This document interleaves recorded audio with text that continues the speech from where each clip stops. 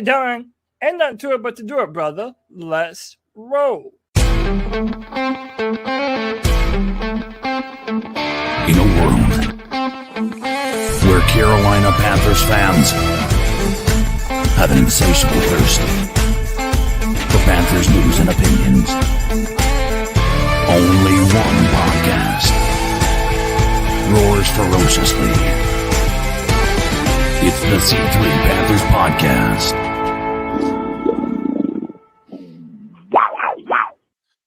What is up, Panther fans? The Carolina Panthers have their playoff destiny in their grips, in their control. They're the ones that could make the choice of having us have meaningful, fun fan football in as late as 2026 into late January, maybe beyond. The Carolina Panthers got a big win this past week against their division rival, the Tampa Bay Buccaneers, and are close to getting a first winning season. And I don't know, maybe 9 years, 8-9 years. We'll figure that out. We got a lot to talk about. Pro Bowl snubs, the Panthers' potential playoff bound, and the Seahawks coming to town. Sam Darnold with some crazy, interesting stats that you'll find out in success. And also, he likes to turn the ball over. Carolina has a chance not to be an every other week team. But tonight, just like every week, we're here on the C3 Panthers Podcast. My name's Tony Dunn. This is my wheelman, Cody Lashney. Tony Dunn. We have the potential to not only be playing meaningful December football, but dare I say, meaningful January football. The Panthers' destiny is in our own hands. The Panthers have an opportunity to right the wrongs. Traditionally, this season we have been a win-loss team. But whenever the Panthers played the best team in the NFC, we come away with that W, baby. And the biggest way for us to come away with the W is to have another wonderful C3 Panthers podcast on a Tuesday night with the best damn Panther fans in all of YouTube. You know them and love them. It's Frog Out of Pan, Harvey, London. What's up, bro? Jay Prey at My Life, My Story. Old school Panthers fans. Panther Pickle in the building. Soul Siphon, Tim Stellings, and VR the Hope Dealer. Tony Dunn, it's a Tuesday night. Ain't nothing to it but to do it, brother. Let's roll. The number's 252-228-5098. That's 252-228-5098. CK, good to be with you. Man, listen, we didn't get a chance to get your reaction from Sunday, but I tell you what, the hope is in the air. The belief in this team is in the air, and we have all experienced the highs and the lows of this season, but being able to have an opportunity to hear the Panthers be upset about people being snubbed for the Pro Bowl, hearing a lot of people from the outside not saying our name, even now, with any level of respect. And I'm talking about a couple of podcasts that exist with former NFL players that I've been listening to. Man, it's wild to be in a situation where we can actually feel like we're being disrespected when, we've felt like any disrespect had been warranted up to this point. So I'm just happy, man. It's been a while since we've been in this position. And I said a couple weeks ago, even if we didn't make the playoffs, it feels like this season is a win. Honestly, I think we'd be disappointed now if we didn't make the playoffs. Yeah, I mean, like we've talked about this over the last couple of weeks, is that that taste of hope, not even hope, but that taste of success now makes us really just like feel like every time there is any deviation from that success, like you're like, you felt like you're losing something, even though this team is really taking a lot of steps forward just as a whole from last year to this year. Is like you do feel like, man, is like it's a missed opportunity, a wasted moment. And that's a cool feeling. It's kind of like, when Eagles fans are crying all the time and they like still have 10 wins. I mean, we're not there yet, but look, I mean, let's not get too well. I'm excited. I'm just excited that we're not miserable. I am too. I am too. But it's time for the Panthers to reward our excitement, because this entire season, whenever we get our hopes up, the very next week we come crashing back down to earth. We felt like we should have had the New Orleans Saints dead to rights 2 times in a row, and then it just didn't happen. We thought we were poised for a victory against the 49ers, and it didn't happen. But whenever we are counted out, whenever no one expects anything of the Carolina Panthers, man, that's when we're able to really rise to the occasion and keep pounding. And Tony, I've been saying for a long time, is slept on Carolina Panthers are the best Carolina Panthers. Here's to hoping that they can give us a wonderful Christmas this Sunday. Yeah. Well, Seahawks coming up. Yeah. The Seahawks, arguably the best team in the NFL. Sure. There's an argument there. What was it, the Rams before? They are in the same division as the Rams, and they're fighting for a number 1 playoff seed right now. If they win against us, and I think it goes, if they win and San Francisco loses, they're number 1 seed. So, these guys are, and they also are, their lead, I think, high in turnovers, but like biggest downfield plays. They've got a great defense and an explosive offense, and the Panthers have a big test. The Panthers have had a couple of big tests this season, and they've answered the call, and they really have flopped and failed at times when it didn't seem as challenging as opportunity. Somebody told me that they believe that the Carolina Panthers play to their competition. I don't know if that's the case. The Panthers just have to find consistency, and like Cody said, there's an opportunity this week to really make a statement. This is, I'm sure we're not favored in this one. This is a tough one, but the Carolina Panthers, if winning this one, you start playing with some house money, it feels like. Right. I don't know. You guys have to help me a little bit with the playoff outlook, right? I know this. You beat the Bucs, you win the division. That's guaranteed. If the Bucs I have it in the show. You want me to bring it up? Yeah, let's just go ahead and start with that. Sure. So this is where we are right now. The Seattle Seahawks are the number 1 team in the NFC, followed by the Bears at 2, Eagles at 3, Panthers right now at number 4. Then we have the 49ers, the Rams, and the Packers rounding it out. So if the season ended today, the San Francisco 49ers would be on their way to Bank of America Stadium. So we would get a chance to right some wrongs. The thing is, man, we have played just about every team on this list outside of the Bears and the Eagles. We played the Packers. We've beaten them. We played the Rams. We've beaten them. We played the 49ers, and we did not win, but that was a closer game than I feel like a lot of people give credit for. A few things go differently, and that's a game in our favor, and we're going to play the Seattle Seahawks. So I think a good thing about this team right now going into late December is that they're battle-tested. They've been through some shit, and they're getting healthy at the right time. This is according to Panthers.com. So the simplest scenario for Panthers includes beating the Seahawks while the Bucs lose to the Dolphins.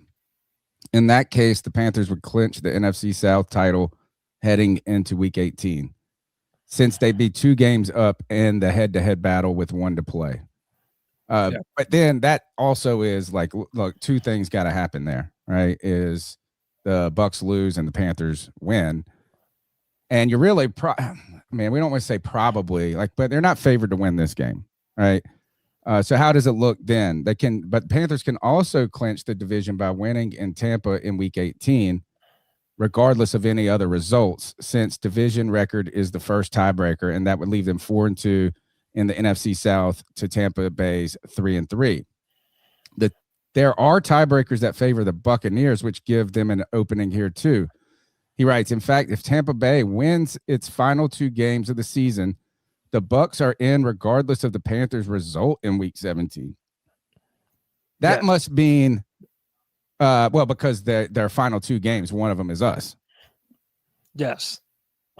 So really, this game, CK, if I'm interpreting this right, this game is inconsequential if the Bucks win. I think No, I don't think this so. game is inconsequential if the Bucks win. Absolutely. If the Bucks win, it will always boil down to us having to beat the Bucks at the end of the on the last game of the season. The only clinching scenarios. So right now, this week, just to clarify, the only scenarios in which we clinch will be if we tied and the Bucks lost. If we win, we won, right? If we win and the Bucks tie or lose, but that outside of that, if anything other than those two things, so we lose and the Bucks win, it boils down to us facing the Bucks on week 18. If we win and the Bucks win, it boils down to us facing the Bucks in week 18. Yeah. But if we win and they lose, then we're in, right? So we're clinched. Yeah. So there is a scenario where we beat Seattle, Tampa loses to Miami, and then after this Sunday, we know we're going to the playoffs, having a home playoff game. Yes. Well, the other one thing to think about though is the Dolphins are going to be in complete disarray. They're starting what, Mike Ewers or something? Yeah, Quinn Ewers, former Texas quarterback. Is he starting for sure, or is it? Yeah, Tua was benched. Well, I knew he was benched, but what I'm saying is, like, I thought I had heard something about it possibly being Zach Wilson. Let's see. Dolphins rookie Quinn Ewers takes over starting role, is what I'm seeing. Yeah, I know that he did start this week, but I thought I saw something that it might be like he could come back. So they drafted him this past year. Is that true? Rookie. He was he may have, I want to say he was either a 7th round pick or he was an undrafted free agent. He sat for a long time. So right now is the Panthers. We're just really got to gear up for week 18. I know that I'm not trying to say that the Panthers don't have a shot here, but more than likely, if the Panthers win, the Bucks are still going to win. It seems like in this case, I'm not picking the Dolphins over the Bucks, right? And so you're going to have to gear up week 18. Good news though, Panthers are every other week team, so really we're on pace to win this game. We're not this game, but against the Bucks. Sure. So the Seahawks a big test. Let's go back though and talk about what's going on in Carolina. Should we start with the game? You guys want to talk a little about the game? Where we want to go, Cody? Help me out. Well, I mean, no, you didn't really have a chance to talk about the game. Did you want to give your thoughts, opinions on some of the I'd like to hear more from you guys in some ways and help me to tell you, to like full disclosure, is I listened on the radio in the car and I was picking up family from an airport that we have to drive away, an hour and a half away to the airport. So then at the end of the game too, I'm like watching the moving ball in some sense and not even being able to listen. I would say from what I saw or heard, right, is, the Panthers, I think it felt like they stuck around and fought in the beginning. As you go down, you kick a field goal. The Bucks, though, seemingly were having their way with them offensively a lot throughout the game, until the end. There's some moments where you get a big sack from Roseboom. You get a turnover on what was a kind of a busted scramble drill, which I saw an interesting video on why Mike Evans is going one way. He's blocking, thinking that Baker Mayfield's taken off, and Baker Mayfield threw it to the spot he was running before. But, you had those moments at the end where you clinch. I think that I started T-Mac in my fantasy football league, which I am now in going to the Super Bowl. And this was big because I've used him throughout the season strategically at moments in this league. And who's my guy from the Rams that's hurt right now everybody wanted? Devontae Adams. And now I'm missing him in the time where I've been I was worried my team had peaked. And I had a good feeling about T-Mac going in this week after last week's performance. right? I really felt like they wanted, and they fed him a lot, where they really gave him a lot of attention. They weren't connecting as much in the beginning that you hoped, right? But they were still pushing the ball, and then you get the big, like at the right moment, these big plays happen. In the big touchdown for McMillan. It's nice to hear that our defense is continuing to grow with some of the younger players. But I think this was just a scrappy game for me. If I was going to give my kind of assessment, I don't think it was a dominant performance by any means. I think that you showed moments where they were hanging around. There were problems. Well, the personal foul on the field goal? Yep. Yeah. And then luckily you were able to prevent them. I mean, this just to me was a good street fight. In a way. It was a dog fight, that's for sure. So, Tony, I think Dan Morgan really came away with the W during this game because, let's be real, our rookie class had a fucking game, man. So, one, you already mentioned T-Mac had a big-time touchdown. One of the things that me and CK talked a lot about, Nick Scorton looked incredible. Yeah. Dude was flying around the field, had some big-time stops, and he has an incredible motor on him. You can tell that the sky is the limit in terms of his future and what he's going to be able to do. Jimmy Horn Jr. had a nice end-around play call that was designed to go to him. There was another play that Bryce just narrowly missed because of a pressure. So there could have been another play that he could have had. I also want to see him more at kick returner. Like, the dude has a burst that you just notice whenever you see him with the ball in his hand. Mitchell Evans continues to impress, had a few really clutch catches. And then probably the most poetic part of the entire game, after a lot of people were really down on Lathan Ransom for the late hit on Tyler Shuck the week before, for him to seal the game away with that interception that Baker threw right to Lathan Ransom. Man, what a hell of a rookie draft class that Dan Morgan had. And then you consider Fitzgerald being a fantastic kicker. Dude, I think this comment by VR the Hope Dealer sums it up pretty well. To think 10 months ago we just wanted to compete. Dan and Dave should be commended. Thank you, C3, for being here through the highs and the lows. Much love. Appreciate your Hope Dealer. Thank you. Thank you very much for that. That's a great comment. And also, Merry Christmas to everybody. Happy holidays if you don't celebrate Christmas. And it is nice. Like, I feel kind of guilty, like what CK was saying earlier, is like, I don't, like, now I'm going to be disappointed. Like, all I wanted was stability. We were talking before the show about our personal lives. You're like, yeah, you just want stability. Like, and now you got it, and you're like, I want more. I want more. I think, but the point is to win, right? The point is to win. So it's not like settling. How people talk about don't settle for moral victories. The Panthers need to make the most out of this season, regardless. And that is if it ends in them not making the playoffs, you're going to find a lot of good things to take away, right? There will be a little sting in the initial part of disappointment. A little sadness sometimes, like if you don't get a job, right? Like if, you're not the candidate for a job. And then things, you can go back and you say, this might not have been the best scenario for me. So, like, if the Panthers don't make the playoffs, I think we're going to look for a lot of good things to feel like the momentum, more so than even last year, where it's, keeping that.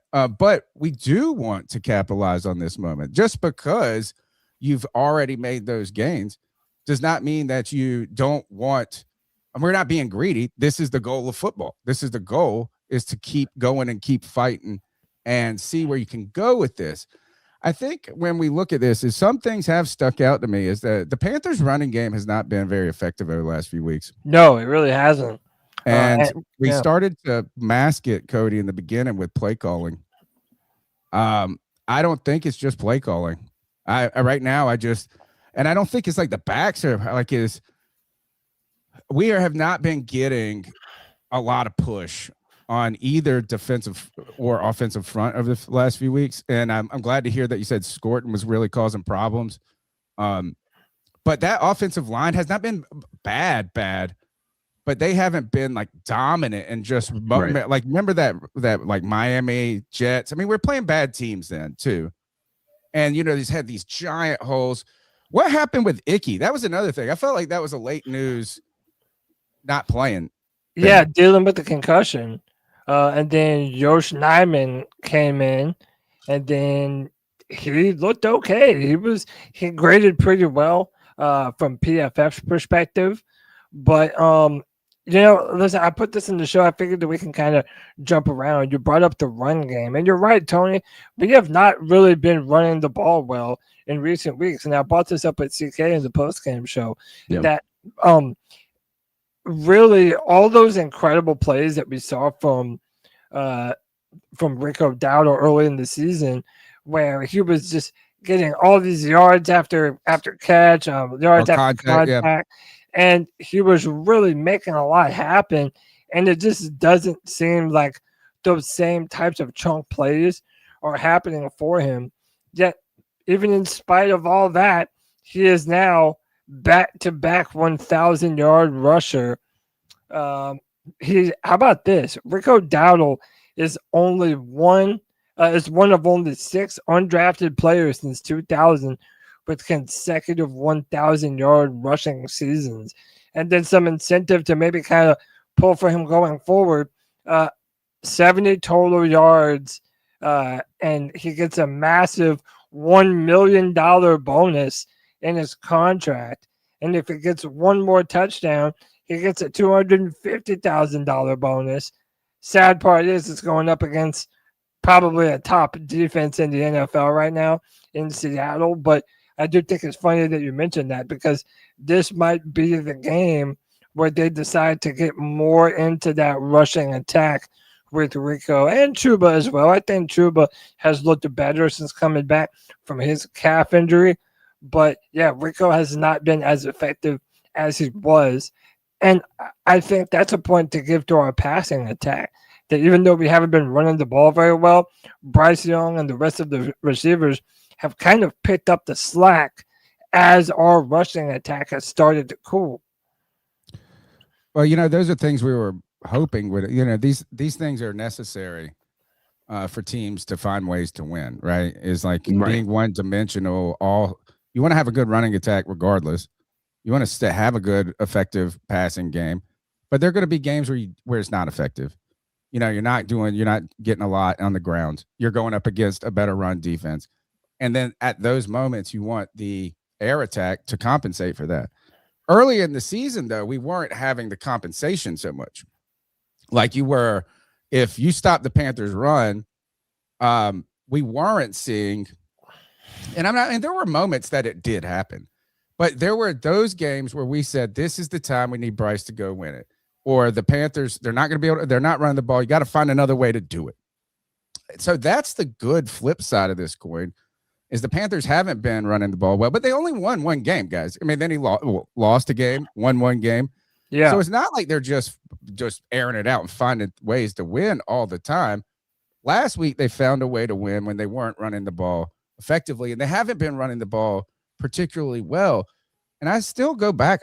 You think it starts with that San Francisco 49ers game on Monday night, where we didn't call a lot of run plays, but now you're 4 weeks later, right? You're 4 games out of that maybe. And I just think you're calling these run plays at the right time, and the holes aren't really there.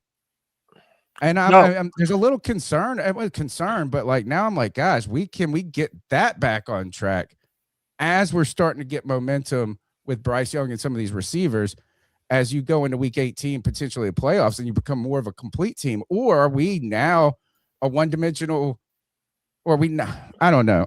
There's a little concern. I don't know why. I don't think it's the running backs not playing well, though.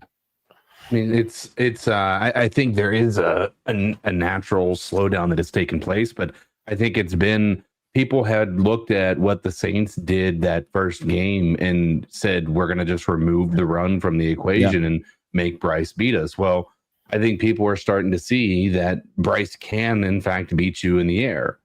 And so that'll be interesting to see how the Seahawks play this, because I think even though this defense they're going up against is very good, I think you have to.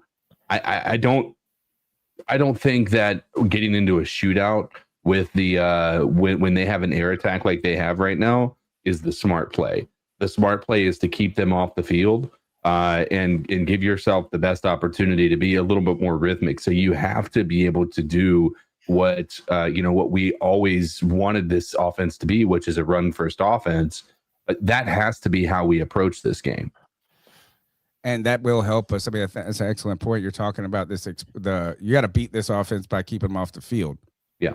But that does require this rushing attack to be improved, and it hasn't been good for a month, really. Yeah. The Panthers had 101 yards, but 20 of those came from Bryce Young. 25 came on one play from Jaycee Horn. You had running backs. You rushed the ball only 15 times. I mean, total 16, I guess. 20 total if you count, but I don't count scrambles as like rushing the ball, Right. I mean, the running backs had 15 dedicated rushes, and they just, got 50 yards. But on another, I guess, and we're supposed to be excited and happy. I'm like, so this is a happy time. And then I'm finding concerns with the team. The Panthers weren't really good against the run. I mean, they didn't stop the run well. When you were starting to do better, I felt like earlier in the season, that was a strength that was becoming a strength. The Panthers, I think go back to the Miami game where they just had A-Chain had 9 yards or something like that. The Buccaneers were able to rush for 169 yards against the Panthers. So this team it's not impervious or there's some real. Yeah, look. But they just got to keep fighting. How about this? We look like an 8-7 football team. We look like a team who's lost 7 games this year. Yeah. And I do think that there is some truth to the fact that the Panthers sort of play to the level of their competition. I do think that there is some truth to that. And that's why I'm hopeful that, man, in a big moment this Sunday, and also, I don't even think we've said this yet. This is, unless we make a playoff game happen, this is our final game in the bank this year. Final home game. So theoretically, this could be your last chance to defend your dirt. And I really think that Dave Canales needs to drive that home. The Panther fans were really out in abundance this past Sunday against the Tampa Bay Buccaneers. And even Cam Newton mentioned it on First Take that it reminded him of Panthers teams of old. And I think that now, once you have this resurgence of energy amongst the fan base, we would do well to not let that get away from us. Yes. All those things that you're talking about, I'm hoping that Canales is harping on in the meetings. We have to run the football. We have to pound the rock. Like I just laid out for you, Rico Dowdle has some big time incentives. I mean, $1,250,000 on the line for Rico if it gets 70 yards rushing and a touchdown. So at least he has 2 games to do it too. Yeah. But man, do it against Seattle, and dude, make him earn that money, dude. You've gotta that dude. Right now he is playing for another contract, if not with the Panthers, with another team, right? And if that incentive is, I think beyond that incentive right now, what he needs to do is he needs to go out there and take that money from the Panthers. He needs to make a point to I don't care who we're facing, he has to be the guy.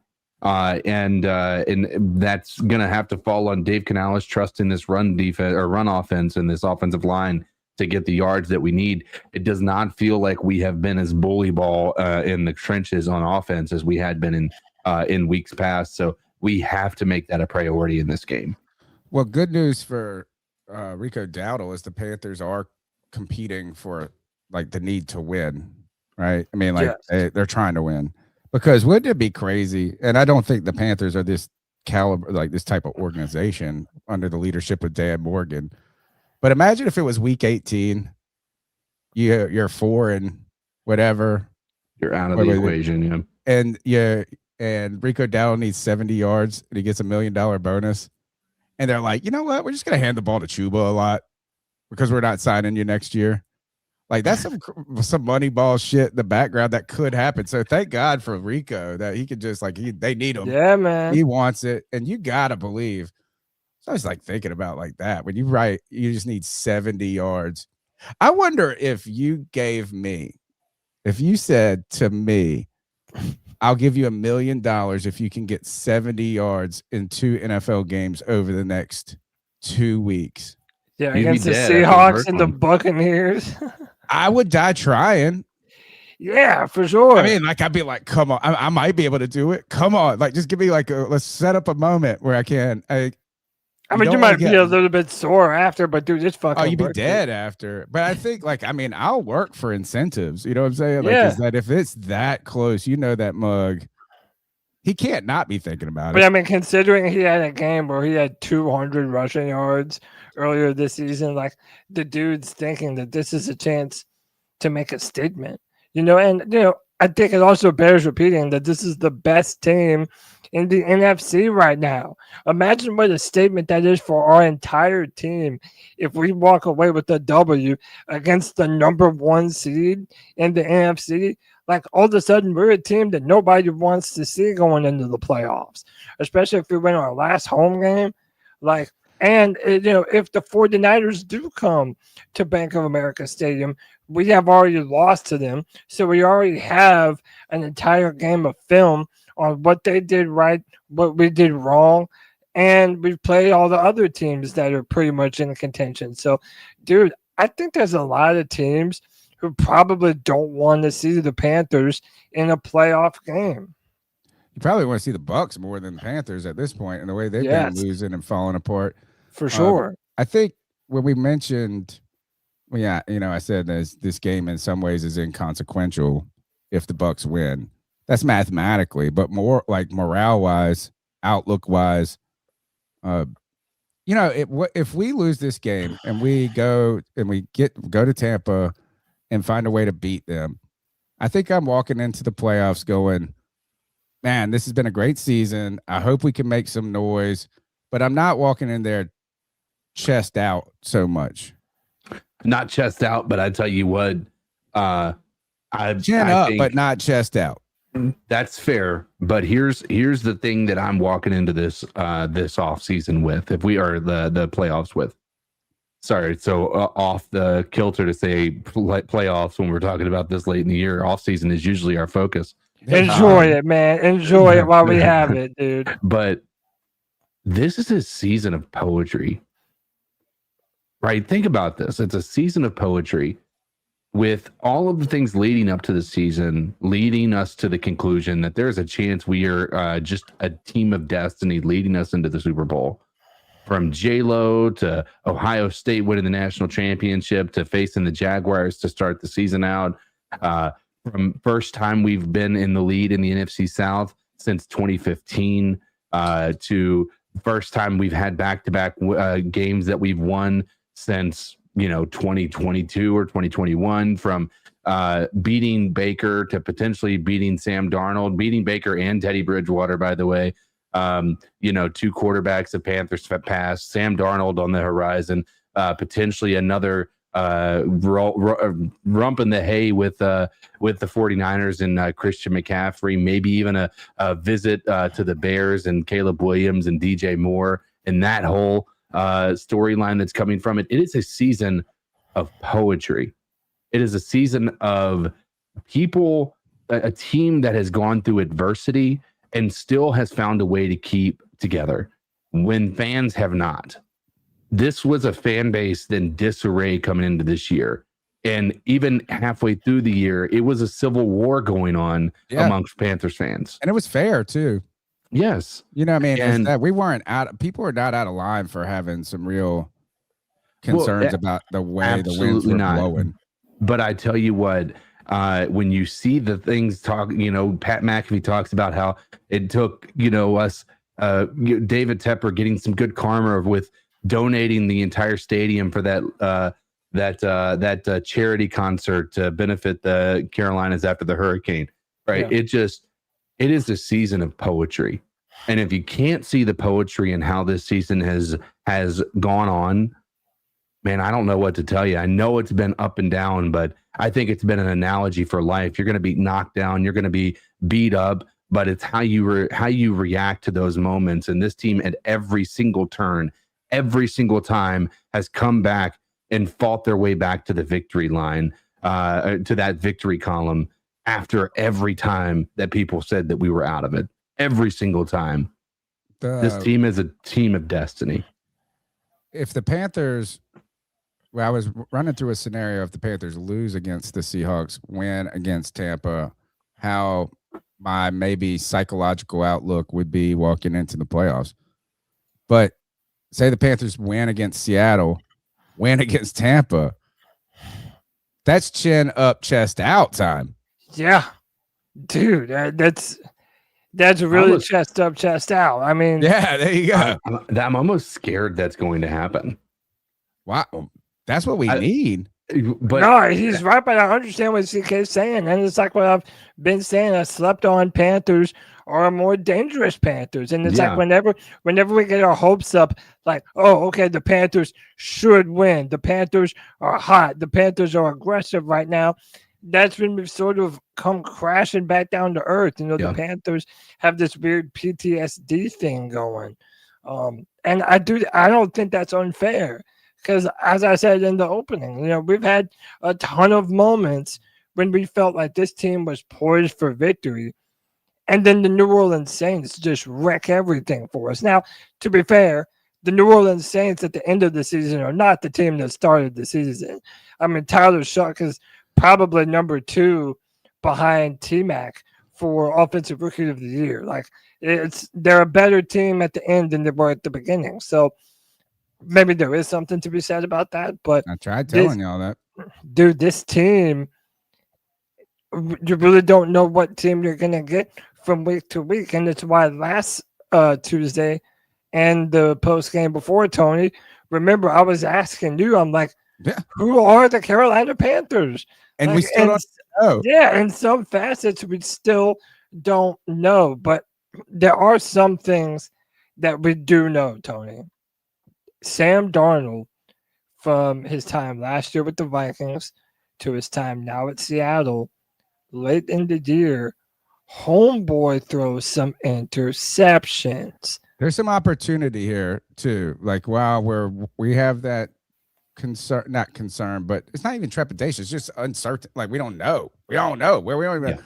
But there is some opportunity. You're talking about that Sam Darnold late in the season. Right. And you also look at what happened last week, even though I think they did pull out the win, right? Yeah, they did. Dude, they won on the dumbest 2-point conversion that you will ever see in your life. Sam Darnold threw what ended up being a backward pass. They thought it was an incomplete. It ends up rolling into the end zone, and one of their wide receivers, Charbonnet, just picks it up, and it ends up being a good 2-point conversion. But Sam I have Darnold, a question about that, though. Yeah. We'll get once. The stupidest play, and I have a question. But last week, too, talking about not only susceptibility late in the season from Sam Darnold, Matt Stafford had 457 passing yards on Thursday. Yes. So there's like. Without Devontae Adams, by the way. Yeah. Puka had 1,000 fantasy points. So that's good news too. Here is it's not Puka just Sam Darnold. Should put me out of my playoff race. Same, dude. I have Matthew Stafford, and then shout out to Anthony C3 Anthony. He had Puka, and dude, Puka was good for damn near 50 points. It's so wild to me that a quarterback can be the one that throws the ball to a guy. But the guy can have 45 points. Yeah. And the quarterbacks have 30 points. Yeah, 2 touchdowns. Stafford had 4, Puka had 2, and yet Stafford gets 30 points and Nakua gets damn near 45. Points per catch. That's what I know. I know it. But, cool news here is I'm going into at the gym I go to the fantasy. I'm in the Super Bowl, and I've had the number 1 team in the league all season. I've worried. Jahmyr Gibbs, Jonathan Taylor. I've been blessed. I've had Matthew Stafford as my quarterback, but I also have Goff. Last week, I've been so worried in my head that I peaked in this season because I'm facing some injury and some different things that gosh, man, I'm not getting Jonathan Taylor's just not getting 2 touchdowns every week anymore. And I was worried. And so I come out of this and I did not start Matthew Stafford this week because I was like, well, Goff at home against the Steelers. And then I turn on the game and I'm like, shit, this guy got 30 points. So next week, though, I'm in the Super Bowl. And guess who? The best player on this team. I'm not trying to get ahead of my skis, but their team does not look on paper as good. And they got Puka. I think I'm going to just start Stafford in the gate, Puka, as much as I can. It might do what happened there, where he scored more, but that's kind of an anomaly too. Right. We haven't even gotten into the first slide yet. But what I will say is we got that. No, but go ahead. I wanted to bring this up though. Is what we are really doing is it's like a kind of like we're doing mental gymnastics. You talked about PTSD. You talked about this fear and uncertainty and anxiety that's come with being a Panthers fan. And your mental health is important. It truly is important. Taking care of your mental health shouldn't be on the back burner. You want to take care of your physical health. You want to take care of your mental health. If you pull a muscle, you go see a doctor. If you deal with anxiety, if you deal with PTSD, if you're a Panthers fan, you might want to go to therapy. And it can be frustrating when you have long wait lists or you're staring down huge out-of-pocket costs. That stops a lot of us. That's where Rula comes in. Rula makes therapy simple, affordable, and fast. They work with the most major insurance plans, and average session copay is just $15. That's basically the cost of a lunch, but instead of getting a sandwich, you're investing in your own mental health. And with Rula, you're not just matched and left to figure it out. They check in, they make sure that you're making progress and that the therapist you're working with is fitting you. Getting started can't be easier. You answer a few quick questions about what matters to you, and Rula connects you with an in-network provider who actually fits your needs. You pick the time, you could be talking to a therapist as soon as the next day. No weeks of waiting, no endless back and forth. Bottom line, if you've been putting this off, Rula takes away the excuses. Simple, affordable, and actually built to help you get better. Thousands of guys are doing it. In fact, I've been to therapy, something I'm going to do again. I think it's important for all of us to invest in this. Don't keep putting it off. Go to rula.com/C3 and get started today. That's RULA.com/C3. Take the first step, get connected, and take control of your mental health. All right, Cody.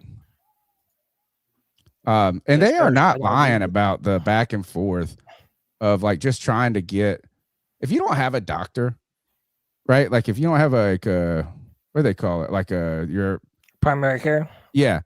It's like hard to find one. Yeah. Yeah. And it takes it's like, well, we'll see you in 2 months. So yeah. That's it. All right, no, Cody. You're not wrong. Look, Tony, as I was saying, Sam Darnold throws some interceptions. That's one thing that we know. Another thing that we know is the Carolina Panthers only have one Pro Bowler. Yeah. Only one, man. And we all know that that's bullshit. But the guy that we do know is a Pro Bowler is none other than Jaycee Horn, who literally had Mike Evans in hell most of the day on Sunday against the Bucs. This is from Panthers.com and Darren Gant. The Panthers made it clear how they felt about Jaycee Horn this offseason when they gave him a contract extension to make him one of the foundational pieces of this team. The league now shares that opinion. He is established now. For the second straight season, Horn has been named to the Pro Bowl team, the first Panthers player to go back-to-back years since Brian Burns in 2021 and 2022. Horn's tied for second in the NFL with 5 interceptions That's a career high for him. And in fact, matches his career total for his first 4 seasons. But opponents generally don't throw his way for a reason. Other than the defensive pass interference call against Mike Evans last week, he was targeted once in 29 coverage snaps as the Panthers want to pull into first place in the NFC South with 2 games to play. So, dude, Jaycee Horn, dude, he has had some of the most athletic interceptions I've maybe ever seen from a DB. I mean, maybe that's a little pushing it, but dude, some of those interceptions he's made this year have been crazy. I'm happy for him, and we're gonna get into Derrick Brown. Much of the conversations are about Derrick Brown getting snubbed, but Tony, listen, I took a lot of flack when Jaycee Horn was drafted. I had Jaycee Horn as my number 1 corner over Patrick Surtain. And I know we talked about we don't have to put one down to bolster the other. Patrick Surtain is an incredible DB. No one's taking that away from him. But now you are really starting to see what Jaycee Horn as a corner is capable of. And I've also said that I think pound for pound, he might be the most athletic defender on our entire team. Yeah, he's, you know, when they say basketball players are most athletic out of all the sports players, is that that might not mean he's the best player on the team. It might not mean that he's the most important or something like that. But I totally agree with you. It's like it feels like he can run, jump, and fly faster than anybody on probably both sides of the ball, honestly. Yeah. I mean, he's had that. He's just always looked like a physical phenom. And there was never any concerns with Jaycee Horn's ability. In the early phases, it was just his availability. Availability, thank you. And the big deal this year, though, is why it's not that it's proving anything to us or Panther fans, or like it's not surprising. There's just one big difference is that he's gotten interceptions. Yes, he's gotten interceptions. And the thing with his interceptions are a lot of them are just incredible high IQ plays, right? It's like even the second, or that second Brock Purdy interception, right? The way he came off of his assignment to actually get that interception, he shouldn't have been where he was, but he was reading the eyes. He recognized the play and he dropped back into coverage. It was like when you watch people break down the film afterwards, they're like, "This is such a high IQ play, like it is." Unreal, the level, like how good that was. So I mean, that's my favorite one, CK.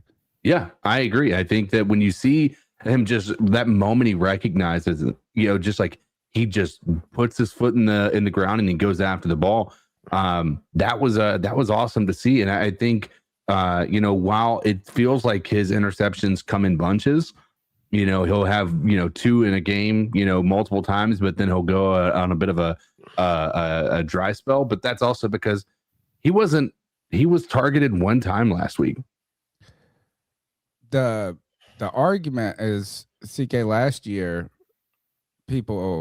I said, look, he's just not going to get the recognition until you start making the high optics plays. You can keep telling me, oh, look, they don't throw his way. You can keep, not me, but the world.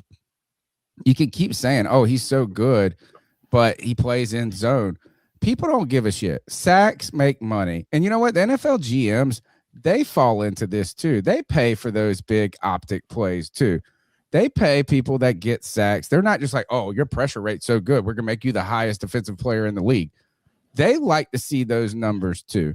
Oh, absolutely. And those, and so when I said that last year, Cody, you were like, oh no, he's so good. He's just, and I was like, it doesn't matter about that. Is that because I knew that he was capable of this. This changes like it does. And this year he's found a way. He's made these like you had that one, he's made one that's like a top 10 play was early in the season when he did it was the one-handed one or whatever.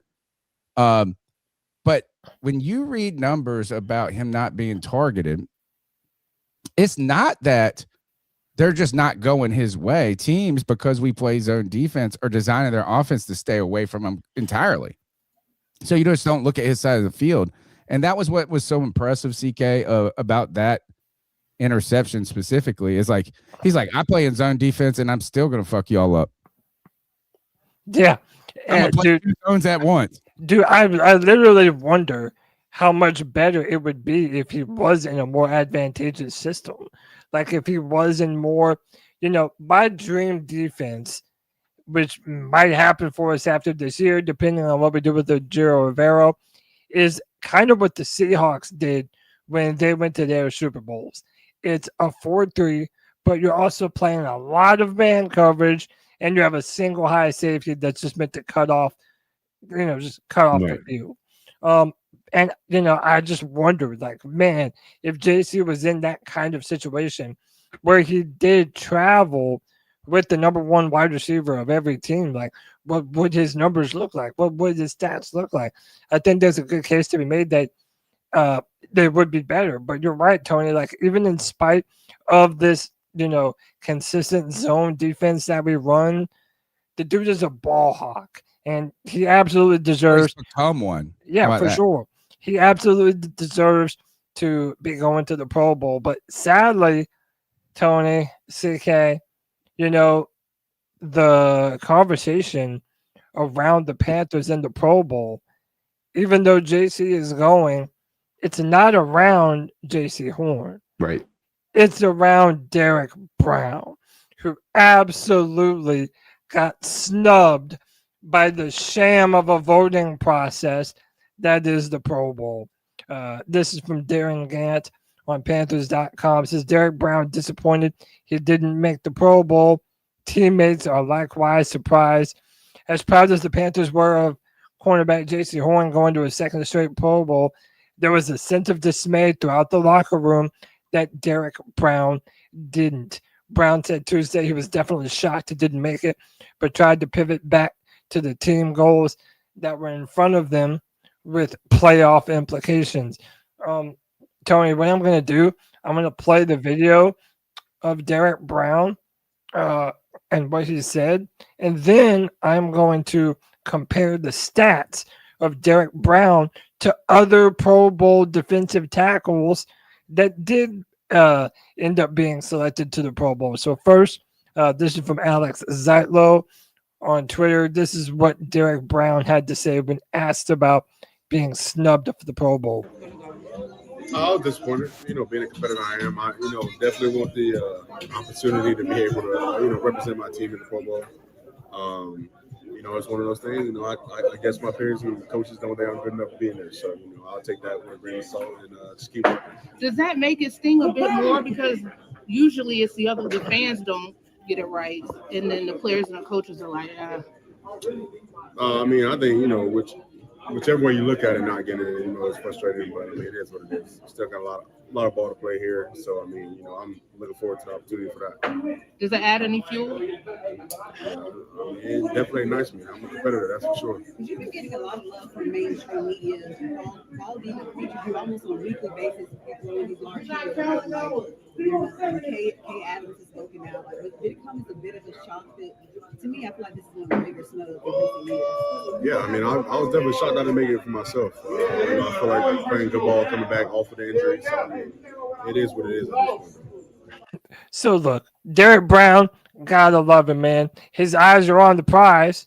He's talking about wanting to win these games coming up. But part of what makes it so frustrating is that,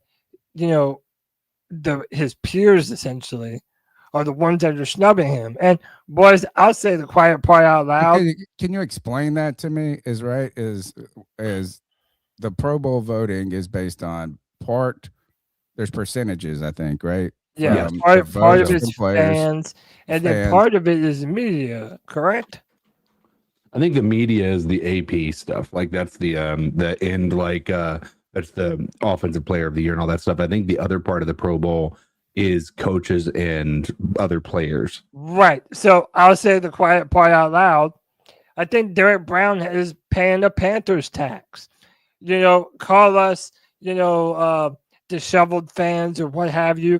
But the fact that he's a Carolina Panther, that he has been one of the best players on a team that has been so up and down, I feel like it played against him, man, because really, when you compare the numbers, it's absolutely egregious. So these next three players are Pro Bowl players this year. Jalen Carter for the Philadelphia Eagles, Leonard Williams for the Seattle Seahawks, and Quinn Williams for the Dallas Cowboys. Derrick Brown has more sacks than Williams and Jalen Carter. He has damn near as many tackles for loss. His games played, he's played 15 games this year. He has 54 tackles. That's more than 7 pass defense. Yeah, that's more than 2 of them. 7 passes defended. Like Derrick Brown has been a monster to the point where there are more and more people outside of the Panthers fandom that's giving him his love. So it really is disappointing that Derrick Brown is not going to be representing the Panthers in the Pro Bowl. By the way, he's not even going to be an alternate because they're playing flag football in the Pro Bowl this year, and they're, because it's non-contact, they're not having alternates for the O-line and the D-line in the football game this year. So they really did Derrick Brown dirty. Our heart goes out to him. You have to think there's probably some incentives for him in this contract if he does make the Pro Bowl. And it just sucks because the man deserves it. He's been a consummate professional. He's been here through the dark times, which has been most years for the Panthers. And it just sucks to see him get snubbed when he has, literally been the centerpiece of our defense since he's been here. You said that Jaycee Horn was the most athletic player on the team, but I've contended that Derrick Brown's the best player on the team. And he's only shown that this year. And this kind of actually irritates me and kind of goes back to my point when we were talking last year about Jaycee Horn and how optic plays just trigger the psychology and your emotion so much, is that Jaycee Horn has had off games this year. Yeah. He's had a both bad of the moment. Saints games. Yeah, both of the Saints game, a bad moment against the Cardinals. There's been moments. Yeah. But like Derrick Brown has been consistently the best player on the field for the Panthers all around. And when you look at the Pro Bowl voting, the way it goes, I just Google is fan voting's 1/3, player voting 1/3, coach voting 1/3. The sad thing is I can't find any way for us to find where. I don't need to know what the players voted, what player voted for what. I'd like to see if it was how do we know it was the player voting? How do we know it was the coach voting? How do we know it was, can we see the stats? I don't think you can find them. And this is disheartening to me because he's better than all those guys. And he's arguably better than Jaycee Horn. I know they play different positions, but like this is the most dominant player right now. And is it because of the team like you're talking about? Tax. Yeah, and I'm curious that I can see how that affects fans. I'm surprised that the coach I would love to know, is it player, coach, or fans voting that really moved the needle? But he wasn't even close. Well, the problem was even in the fan voting, they released the rankings on that, and he wasn't even in the top 5. So we didn't show up enough for him. Yeah, sorry about that. Well, it's that, and you've got to keep in mind. We didn't show up, as Panthers fans. I would love to say that that's everything, but I do think that a lot of the people that it's more recognizable, right? You're talking about Jalen Carter. He's on the Eagles. They're constantly in the media being talked about. Jalen Carter's constantly being talked about. Leonard Williams in Seattle, constantly on the primetime, constantly being talked about. Quinn Williams, that's always going to be a big one because he just got traded from New York down to Dallas. So it's a big deal to keep an eye on him based on the fact that Dallas gave up a first round to go get him, I believe.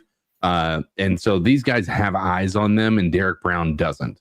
And so a lot of the people that might be voting that are part of a different fan base probably aren't really understanding the game that Derrick Brown brings to the table.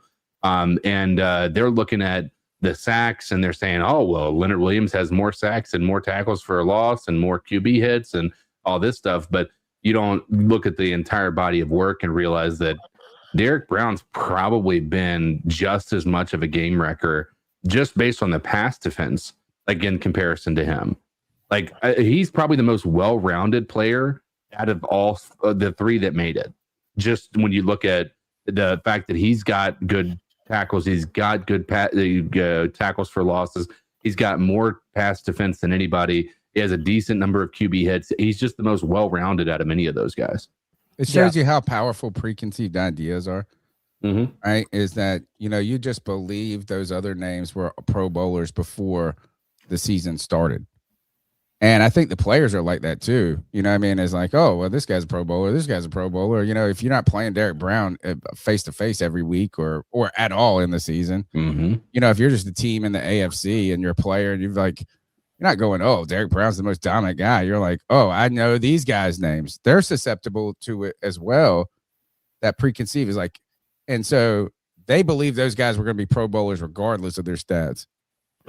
Man, it's tough. It's tough. I do think that the Panthers had arguments for more than just Derrick Brown too. We were talking about how great Jaycee Horn's playing. I really want to celebrate Mike Jackson. Man, what a great player he's been for us over the last couple of years. Mike Jackson, is he up next? Dude, funny you say that, dude. Perfect.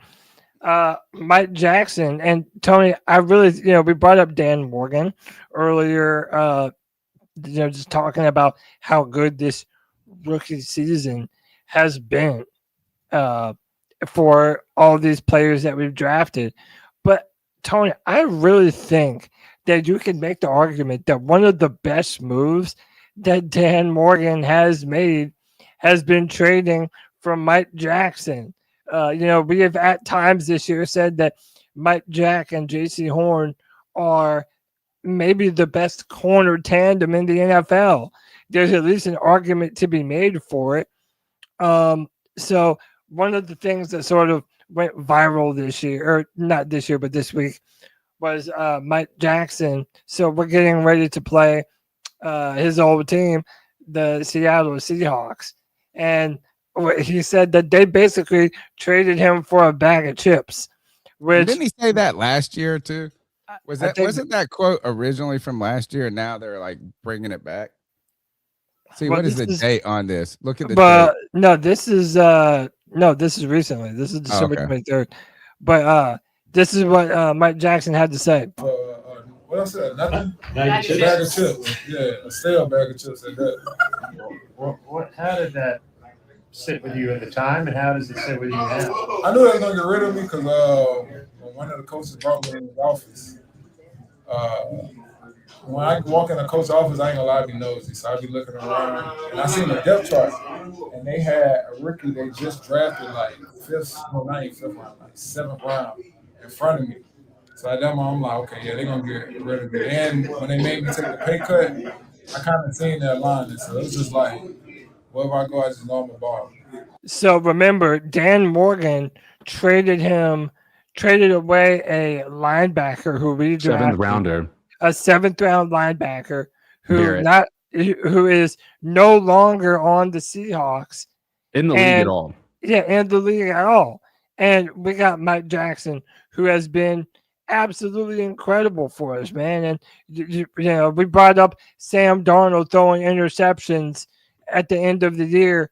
Dude, Mike Jack is going to be really excited to get his hands on the ball too. So, I think that if Panther fans are going to be hopeful about having a chance this Sunday against the Seahawks, it's going to be because we have opportunistic defense that's getting turnovers, largely because of these two men, Jaycee Horn and Mike Jackson, and it's a big-time opportunity for them. The quote, he did say the bag of chips last year. Yeah. Like he was upset. Stale bag of chips. And then now that's circling back and goes to CK's point of the poet, like the nuances of poetry, the storylines. I mean, think of that. Is now Mike Jackson converging against his team. And 2 weeks ago when we were going up before we were going against the Saints, we had that exuberance, that excitement. I don't know what I'm trying to do. Like, I want to just be like, man, we can win anything. And then every other week we don't. But I want it to be the poetry that CK's talking about. Like, I want this game to be sealed with a Mike Jackson interception against Sam Darnold for a win. You know, like, I mean, like, that's the kind of things that we dream of as fans. I really just wanted to celebrate Mike Jackson because last year I think he was arguably the best corner on the team. And I know people aren't going to like that because Horn, I think, didn't Horn get hurt at the end? Maybe he didn't last year. No, last year was his first full healthy year. Yeah. He's one of these players, man. He's not perfect.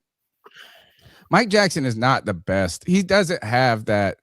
He is not naturally gifted as much as a Jaycee Horn. But really, he's a guy I want on my team. Like, this guy is making things happen. And he made a big play against Mike Evans early on that game on a third down. So he gave up a touchdown and he saved a touchdown. Yeah. So he's just been a great player. It's these types of players you bring in that you have to hit. And it goes back to celebrating Dan Morgan is, you know, you've got some of these guys. None of them are fantastic. Like, is Rose Boom great? No. But he's a guy I like want on my team right now. Like, I'm not like, I hate. He has had a lot of big plays. There's been a couple he's missed that he could have had some big ones too earlier in the season. These are the type of free agents you have to hit so you can then allow the rookies or the draft picks to continue to develop and become stars. Cody, you want to take some calls, man? Let's do it. I was just getting ready to bring that up. Let's hear from this wonderful C3 Legion. The number is 252-228-5098. Leave us a message and have your voice heard on the longest running Panthers podcast on the internet. Tony Dunn, let's roll. So what are your thoughts on catcalling? Yeah, it's pretty. You shouldn't do that to somebody. And how did that make you feel? Very uncomfortable. So how do you think catcalling makes the person feel? It feels good, like. Who's that cat sitting in the back corner with his face buried in the snow? Who's that kid that can use one? CK, Tony Dunn, Cody Lack, the C3 Legion. What up, y'all? It's the Hope Dealer checking in real quick. Hope Dealer, what's up? I got a 2-caller coming up because I know that I won't be able to get this all in one call. But man, I'm still on cloud 9 after us beating the Bucks. Man, did anybody else see during the television broadcast there was a shot of Baker Mayfield and Teddy Bridgewater on the sideline together in those Bucks uniforms at Bank of America Stadium? How vindicated was it that Bryce Young, man, took both of them out? That was awesome. Poetry.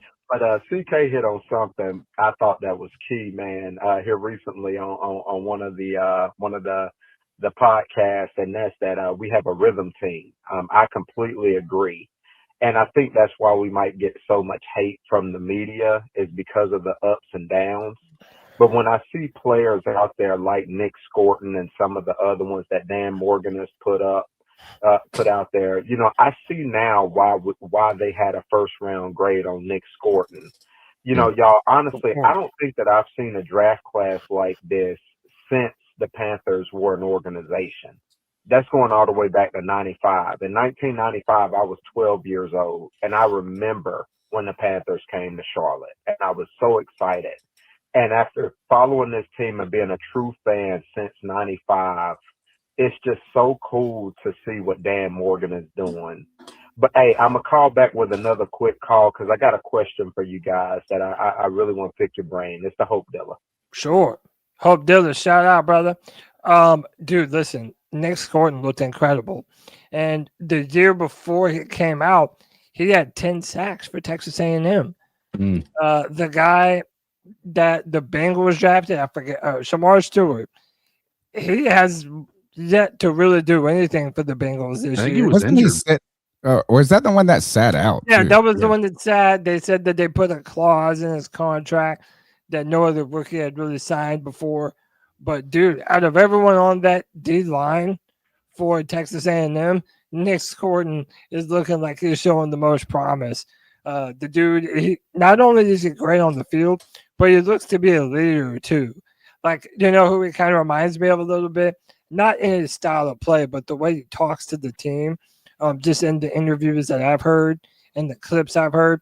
He reminds me of Charles Johnson, like the same type of leadership ability.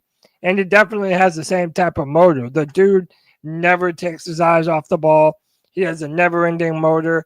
And I think that as time goes on, as he sharpens his pass rushing skills, the Panthers could really have a gem in Nick Gordon. Yep. Yeah, I think he had a great game.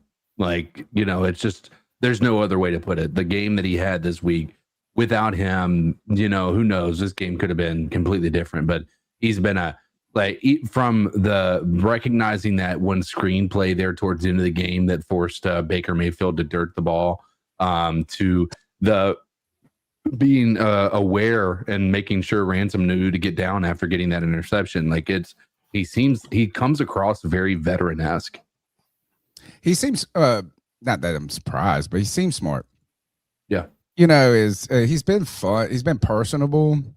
Like, I think some of these things like that is translated in what Cody said about the leadership component. I mean, him and his little kittens.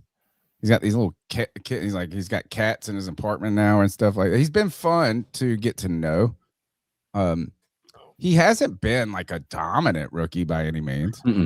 But what it's great to see is a game like this, because it helps verify some of those signs you saw earlier in the season. Because there were moments you're like, man, Scorpion's really playing pretty well. And he's made a play. And then, you know, you don't see him on the stat sheet. You don't see him making mistakes necessarily. And this is the time of year, man, that like having a player like that come along at this moment is a great sign. And to go to the Hope Dealer's comment about the draft class, I always get nervous when we start talking about these things. And again, the Rula. I just go sign up for Rula right now. PTSD. You know, the 2015 Panthers draft class, like they regraded and they were like all first rounders. And then they all stunk later on. You know, I don't think this is anywhere in that realm. I mean, we can name off all the names of the people that we drafted. And, you know, maybe you want to say we're just being Panthers fans with pie in the sky hopes. But I think it's reasonable to assume that a lot of these guys are going to be meaningful contributors to this team for the foreseeable future. I mean, you go down the list from T-Mac, Nick Gordon, Princeton Emmanuel, Evans, Lathan Ransom, even Cam Jackson. By the way, Cam Jackson is probably the most unsung player from this draft class. He was the defensive tackle out of Florida that we took in the 6th round. And it was him who got the pressure on Baker Mayfield that caused him to throw the interception to Lathan Ransom. So this has been, dude, as good of a draft class as Panther fans could ever hope for. And I told CK on the postgame show, I think there's a real possibility this could end up going down as the single best draft class in Panthers history. Well, the reason that is the case is like there's a real formula for having a good draft and a great draft, right? And you have to hit the first round. If you hit the first round and they become a star, it doesn't really matter what you do in the rest of the draft. It's still a good draft, right? I mean, think of this. It's the Marty Harney effect. It's like, man, you get Luke Kuechly and you bust on all the other picks. Maybe you get one. You still got Luke fucking Kuechly. It's a good draft. A great draft requires always hitting the first round pick and then having multiple players in the later, not late rounds, but after that become meaningful long-time contributors to the team. And the greatest of drafts is when you get a star that's not a first rounder, but you still have to hit the first round in that.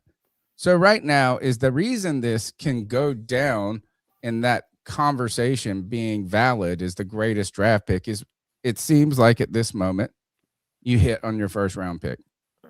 Right? I mean, he's putting up numbers. How about that? Is at the very minimum his team. I don't care if you guys like he's a missed drop pass. He's put up more numbers than anybody I've seen in a long time. It feels like that. I mean, we can like really crunch the numbers, but like the guy's gone out there and put up points. Scorton hitting. I think Mitchell Evans to me is that Mitchell Evans, if he can really turn out to be a dude, like down we're cooking. I don't know what I think about Princely yet. Like, he's kind of been a special teams guy, hasn't really done much. Some of them need more time. Sure. We're excited about Latham Ransom. I think that is. But you got these three guys right here that you're hinging this on: T-Mac, Scorton, Mitchell. And then the Ransom, I think we all believe he's a baller, but he hasn't gotten a ton of play time until as of recent. So if he can come in, then it's great. Then it's great. All right, let's go back to the Hope Dealer. He had a question for us. Make sure I got the right call queued up. Here we go. Hey, y'all. Hope Dealer second call. So real quick, just for kicks and giggles, after the Bucks lost the other day, I actually listened to a Tampa Bay podcast just to hear, kind of get a feel for the fan base and the organization, right?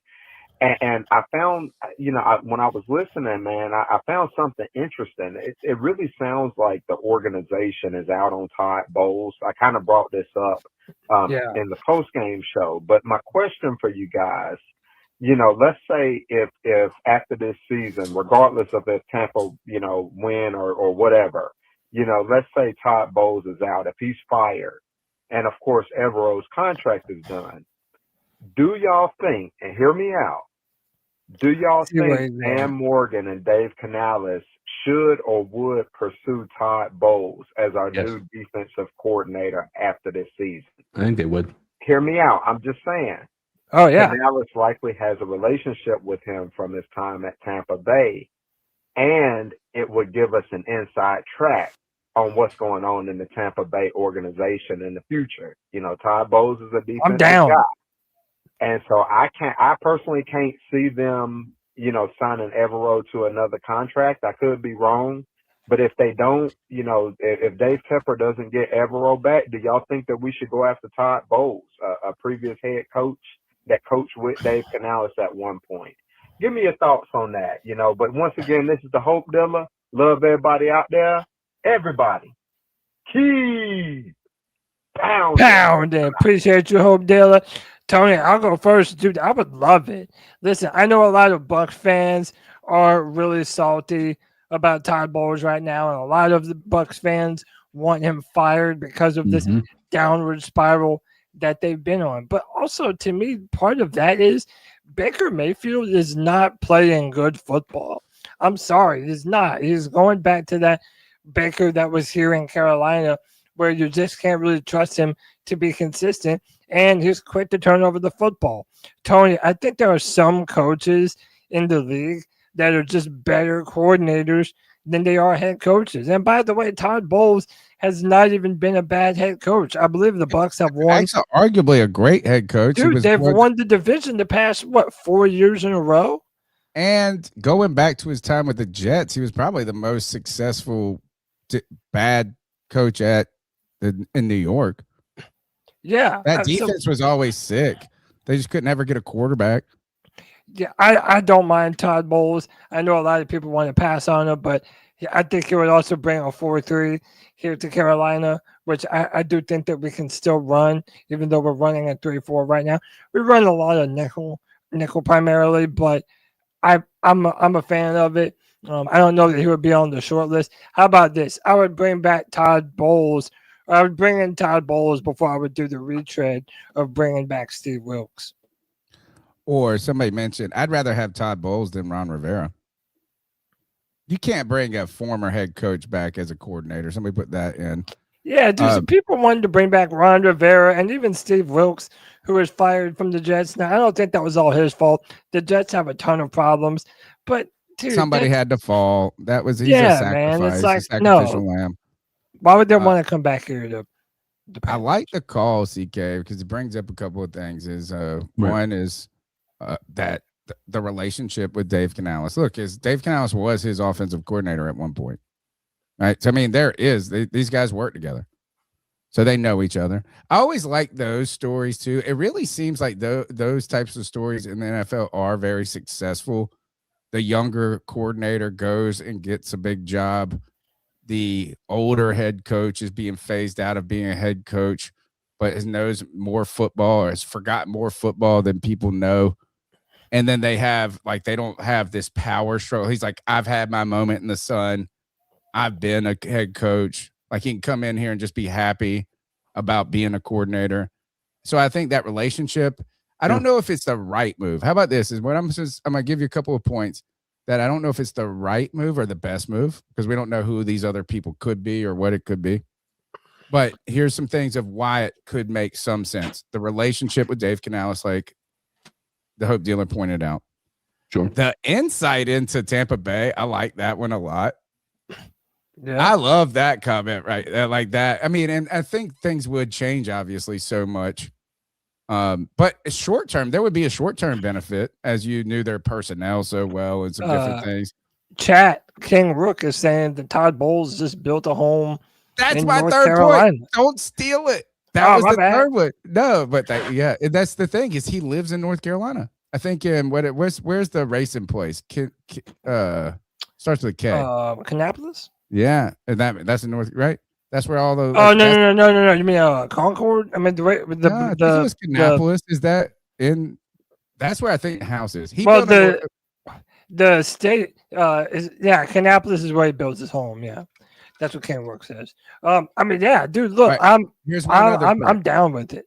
My final point is, I think that defensive players who are just the dog man. You know what I'm saying? They're the wild. They're wild dogs almost. You know, they're the dogs you don't want when you're delivering a package to run into if you're an Amazon worker. Right? That's how defensive men are built. So when you bring in a young coach, a young defensive coach, there's like an alpha male dynamic where you're like, chest. You know, it's like, who's going to be? There is something that I've seen in the history of football in college and the pros where those dogs respond to an old hat unk dog. Like, they just somehow respect that type of, like, they show some respect to it. So I think of KG 73s is in the chat. Help me out. I'm blanking on ECU former coach, big guy. Why am I blanking on his name? He'll come in the chat, but it's like these guys, he just knew how to rally these defensive players. And I think Todd Bowles somehow he lets these dogs be dogs, but then they're like, we honor the king still, you know? No, not Steve Logan. Anyway. But I think there's something to that. It's like where defensive players respond to this. Yeah. Yeah. I think we fired that. Anyway. All right, let's go on. Go ahead, CK. Yeah, I think I don't disagree with the idea of Todd Bowles being a pass, just because the part of this that I wonder is if they're going the route of firing a head coach. Like, I don't know that the Bucs are in a place where they're not maybe just going to blow it all up, right? Like, it's in my mind, if you're starting over with a new head coach, you're going to have a hard time with the, potential of Mike Evans being on at that point where he needs to think about a retirement. I think that their defense is really getting aged out. Like, they have some key pieces. Don't get me wrong, but I think that there could be an opportunity for them to do a rebuild, even if it is a soft rebuild. So I don't even know that I'm worried about game planning against the Bucs next year if they're going the route of firing their head coach. I am more worried about game planning against the Saints, because if the Saints are going to, be able to put it all together with the way they've looked the past 3 weeks, or really the last 4 or 5 weeks, then that's the more concern. I do think that we need to go after a veteran defensive coordinator if we're going to be moving on from Evero, which we should. But I do want to ask a question because I know we're trying to speed through this here, but I don't know how many of you guys have seen the video of Luke on ESPN. You want me to play that? Dude, it's so good. I almost don't even care if we get demonetized. It's fucking awesome. But before we play this, I want to ask you guys. Number one, I think Luke would be a great defensive coordinator. Okay. I think that there's a nuance to it that I understand that he could come in and flop or what have you. But are you guys willing to let Luke come in and be a defensive coordinator, knowing that if he performs, he is going to be a head coach of another team? And then we're not going to have that connection to him being a part of the organization for a long time, potentially. Wow. I'm into it. That's the God. It's not that if you want Luke or not. Like you're thinking 3 steps down the road is like, oh, what if he's the head coach of the Falcons? Yeah, or the Seahawks or the Patriots. Pick any team that, even if they weren't a division. Gosh, it would that. No, I think this is like. Go ahead and play the video. Go ahead and play the video. I don't think he would flop. I don't either. I don't think he could flop. I think he knows too much about football. Like, I just don't understand how in any scenario. For me, I just wonder if he truly wants to be a coach. I haven't seen that. I feel like we could have done this, and maybe he's smart enough to know, like, hey, let me get a little distance from football. The problem with the Luke situation, if he became our defensive coordinator, he could be a mid-tier defensive coordinator, and he would get hired on the first round of head coaching candidacies because he is a very popular person in the entirety of the league. Respected, popular. Yes. And I do think that's why you're seeing them more and more. So now ESPN has another. It's like the Manning cast, how they do with them, but it's got Dan Orlovsky. And now they have Luke Kuechly on the broadcast as well. So check this out. They have the subtitles on the bottom. I'll just let y'all see it. Back to the flat, Warren. There it is. There it is. Got it. Picked off. Just called the pick. And Luke Kuechly called it from a million miles away. Looks like my work here is done. Wilson. There's Kuechly. Touchdown, Carolina. Record-setting year. He's picked. But just to show y'all real quick, right? So he's calling the play. He sees that Tyler Warren is just where is he at? He's not calling this game. Yeah, he's on so it's a separate broadcast on ESPN. It's like the Manning cast. Yeah, they have Luke Kuechly, Dan Orlovsky, and he knows what this linebacker is responsible for.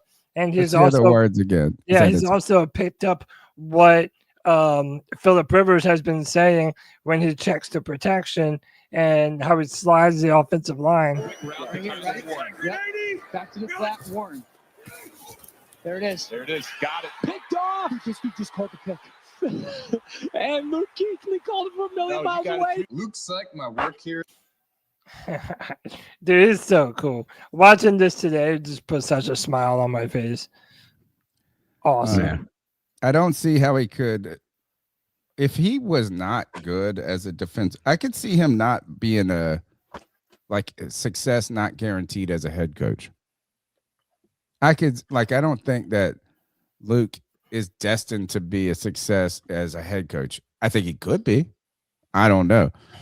But I'd like to find out. Sure, but if I was betting on anything, like as a defensive coordinator, like I don't know if there is a person in this earth that I would feel more confident about their ability to succeed as a defensive coordinator than Luke Kuechly. I think and when you hear him on the Panthers broadcast, he knows football like it's kind of like it's like these great grandmaster chess players Like, he just understands it at a level that I don't even know that some of the greatest coaches or players in football understand. Like, he like sees it like the number, like a beautiful mind. And he's so humble about it. We only got a few calls, so let's go back to the calls. The number 252-228-5098. Gentlemen, it's Christian, Arizona. What's up, Cody? What's up, Tony? What's up, TK? What's up, Christian? I got to thinking. You know what I think kind of got Bryce going a little bit yesterday was some run calls. I know he had one option. I think it got his blood going a little bit. You know, get his feet out underneath him. I think we need to see more of that. And you know what I'd like to see? Let's do the same for XL. Give him some screen passes, just something maybe a little creative. No screen passes ever again for XL. Get his feet out under him.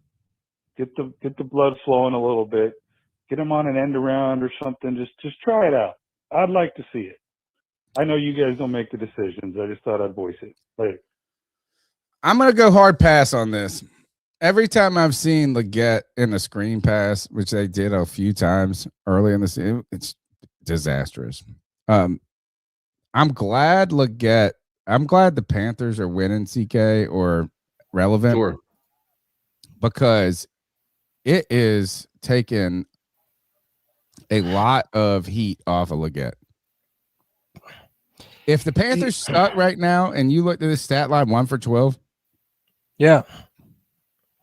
Dude, he doesn't even have 300 yards on the season, does he? I don't believe he has 300 yards on the season. This is the best case scenario for Xavier Leggett, that the Panthers are successful enough that he can go into next season without a complete target on his back. And I don't know. I'm not saying he's a shitty player. I'm not saying anything. I'm not saying bust. I'm not saying he's bad. But if the Panthers were not good right now, if the Panthers lost this game and they lost a week before, and you're looking for people to sacrifice, it doesn't matter. Leggett play. He's largely been irrelevant. So we so desperately needed XL to be a dependable number 2 wide receiver in this offense, and he just hasn't been. And this was the danger of him doing all the extracurricular bullshit in the offseason. C-Dog. Get that C-Dog. Yes, being in a rap video, being at the Kentucky Derby, having his own sandwich in the stadium. It's like, bro, you haven't fucking earned any of that shit, dude. Any of that shit. Dude, it reminds me a little bit of Terrace Marshall Jr. Terrace Marshall Jr. had his own clothing line. He had his own jewelry. It's like, dude, you haven't done anything in order to earn any of that. And listen, I didn't have a problem with it at the time, so long as he was able to turn it on and show out when the ball went to him. He had a bunch of egregious drops his rookie season. And, dude, I mean, CK can vouch for it. That ball across the middle hit him right in the hands. Which one? Right in the hands. Yeah, this week. There was the ball. Bryce threw him a beautiful ball. It was a right in the perfect hands, ball. and he just dropped it. Now, he did have a big third down conversion later in the game, but he also had another play where he could have toe tapped and stayed in bounds on a big third down play, but his lack of awareness, he took this big step out of bounds, and he's just not progressing in the way that we need him to. And to go back to our Luke conversation, listening to the radio broadcast during that catch that should have been a catch that he just let himself drift out of bounds instead of being aware of where his body is. Luke was talking about how XL basically tries to catch pretty much every ball with his body, right? He so when that happens, you're instead of paying attention to where your feet are and you can lean and catch the ball out of the air, like what makes Coker and Teteroa McMillan so much better is they catch the ball with their hands. They can snatch the ball out of the air. Now, T-Mac also has his issues with drops and what have you, but you know, that But he's he's also had success too. Yes. But the XL problem I have is he had an opportunity to show himself or show that he was a irreplaceable piece to this offense. And it felt like the moment Coker came back, his time was up. And we have rarely seen XL in the mix at all over the past 6 games. Or even in the media, like when we look at the clips afterwards and they're talking to players, they don't ever talk to him. They're not interested in him right now. Yeah. Which this is a blessing maybe for him though, CK. Maybe. I'm hoping that the dude can turn it around because I really like XL. Like I want to make that clear. Like I want him to succeed. And we've said it for years, right? The best case scenario here is for the young guys that we have to succeed. It's the best case scenario is Bryce Young is our franchise quarterback. The best case scenario is XL can be a Chris Godwin type player, right? Or somebody who is able to just maybe that number 2 position. Like, yeah, Metcalf is more reasonable, but just because of the body type and athleticism. But what I mean by that is like a number 2 that is absolutely able to contribute at like a number 1 level quality, right? Like a T. Higgins. Yeah, and I get your analogy now, CK. Is like you are number 1. You just happen to be with Mike Evans, right? Yeah, 100%. And look, I've been very gracious to XL. You know, I've said that he needed time. I'm still not calling him a bust. But what I can feel comfortable saying is that it's hard to defend him now. And it's getting to the point where, you already have a bunch of people comparing him to Jonathan Mingo. Oh, he's been better than Mingo, but the point is, how about this? It's not outside of the realm of possibility that we upgrade the wide receiver room even further in free agency or this next draft. Because if XL was the player that we wanted him to be, I don't even think that would be in consideration right now. We would have a clear number 1, a clear number 2, and Jalen Coker looking really good every time you throw the ball at him. I agree with that wholeheartedly. And that's in some ways this is going to be very good for XL. It might not mean that he becomes a giant star for Carolina. We get so quick. I mean, like, if the Panthers were bad right now, XL would be a target. He was a first round pick, even though it was late. You traded up. He's underperformed. And this gives XL another season to develop into a better player. And credit to him too, a little, is that he has not gotten worse throughout the season. He hasn't gotten worse throughout. I mean, it was like bad in the beginning. It's not jumped. He's not all of a sudden a star or something. It's his second year. I don't foresee the Panthers though walking into next year going, oh well, we want to rock with T-Mac, XL, and Coker. I don't think that means that those guys aren't on the team either. I think they would rather rock with T-Mac, Coker, and potentially an addition, but this might give him another season to find a way to get a little better. And we're going to have to make a decision on Coker because he's not under contract after this next year. He's far better. Huh? He's far better than XL? Yeah. Oh, it's not even a question. It's literally, it's not even comparable. In fact, there have been times this year when Coker has looked more dependable than T-Mac. Now, I think T-Mac has a higher ceiling, but and look, T-Mac is getting ready potentially to break Kelvin Benjamin's rookie receiving yard record. And he has I think he has 8 touchdowns. So he can have over 1,000 yards and 10 touchdowns on the season before it's all said and done. But, Jalen Coker is somebody I do think the Panthers are going to try to do whatever they can to retain in some way, shape, or fashion. Loud Pack Luke says, when's T-Mac getting his own sandwich in BOA? All right, some good comments right now. Tim Caldwell says, I don't understand the hate for XL. T-Mac drops passes every game. He was going to be a project. That's the reason he was important to have a 5th-year option. He was raw out of college. You follow that with another great comment. It's not hate. People just calling it as they see it. Yeah, it's definitely not hate at all. We all have been a big fan of Xavier Leggett. We have a video that White Chocolate got of us with him shouting out C3. We want him to be a guy. Like, he is good for the Carolinas if he can be a good wide receiver. I want to address a couple of things, like this idea that Xavier Leggett is the only player in the team that gets bad passes thrown his way.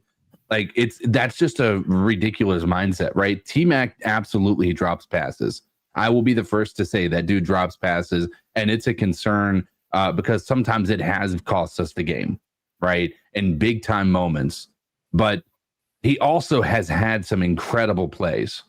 And when you're talking about a top 10 player, he has played like he deserved to be picked in the top 10. Xavier Leggett has not played like he should have been drafted in the first round. Some might even argue he's playing like he shouldn't have been drafted in the second round. That's kind of the knock, right? Is that if you were going to go back before Cody canonized Dan Morgan as the greatest GM, if you were not in that, like it was, like, man, is this the right move at this moment to do this? Like, right? I mean, if this doesn't work, it was a trade up. You have this project thing. The thing that I'm coming back to with you, CK, with XL, is that the league, it's not just fans. Like, no, we're not shit. No one's shitting on XL. I'm just saying, like, look, he had 1 catch for 12 yards. Yeah. It's good that we're good or we're doing well, because if we weren't, everybody would be shitting on him. He would be gone. He would be gone from the Panthers next year. He might be gone, not from the league, right? But this actually does allow what that comment says is like, look, it is a project. Allow him to develop some. Yeah. I mean, but you know what gives me hope, Tony? The receiver from the Chargers, Quentin Johnson. Like that dude, they're gonna get rid of him, dude. No, dude. You're not paying attention, bro. Well, then he must have had a monster game last week, because 2 weeks ago they were ready to part ways. Dude, Quentin Johnson this year has had a number of big time catches, to the point that people are pointing to him saying, hey, if you've had a problem with the drops in your career, that's the guy you want to model yourself after, because now he's been Herbert's most dependable receiver on that team. So, dude, it's not drops though with XL. It's just underwhelming. Yeah, I say it's drops. I disagree. I think it's just a non-part. This is not part of the offense. He was inconsequential. So tell me when he was consequent. You're going to find one play.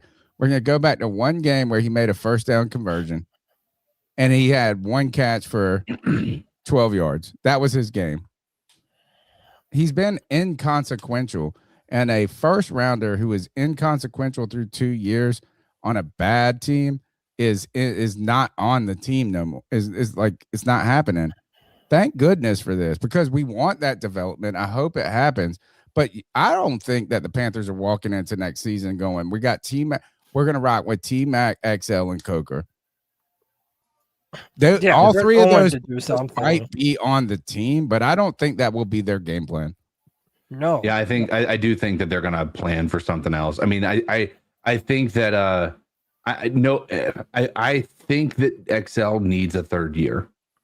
Like, it's, before you're making that decision, you've got to give the guy an opportunity in year 3 to show up, be able to see maybe the mistakes he made going into his rookie year, maybe the things that didn't work to help him prepare for his 2nd year. I think the 3rd year could be a big impact on how he performs. Nobody is wanting to give up. I want to make this as clear as well. I don't think there's a single person on this panel that is saying we need to cut Xavier Leggett.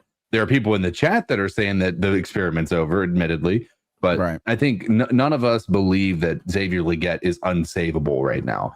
It is hard to see what he's putting on the field as being something that we can't replace, because we absolutely can replace whatever's being shown up there. Quite honestly, it might be better off having Hunter Renfrow in there to Cody's delight, I'm imagining right now at least. But I think it would have been better than Excel on Sunday. Yeah, but I will say this, Tony, because we didn't really address this. He had the drop, he had the missed catch on the sideline, but he followed that catch up that missed catch immediately with a big time play that, without him having the physical ability to get out of bounds after getting the first down, we don't get that touchdown to end the half. And so Xavier Legette, one play did have a pretty major impact on us being able to actually get that touchdown to T-Mac there at the end of the game, or into the first half. Yeah. Back to the calls. What's up, y'all? It's Lucas from Forest City. What's up, Luke? Pounding. Y'all, we finally beat Baker Mayfield and the Tampa Bay Bucks. I'm so happy.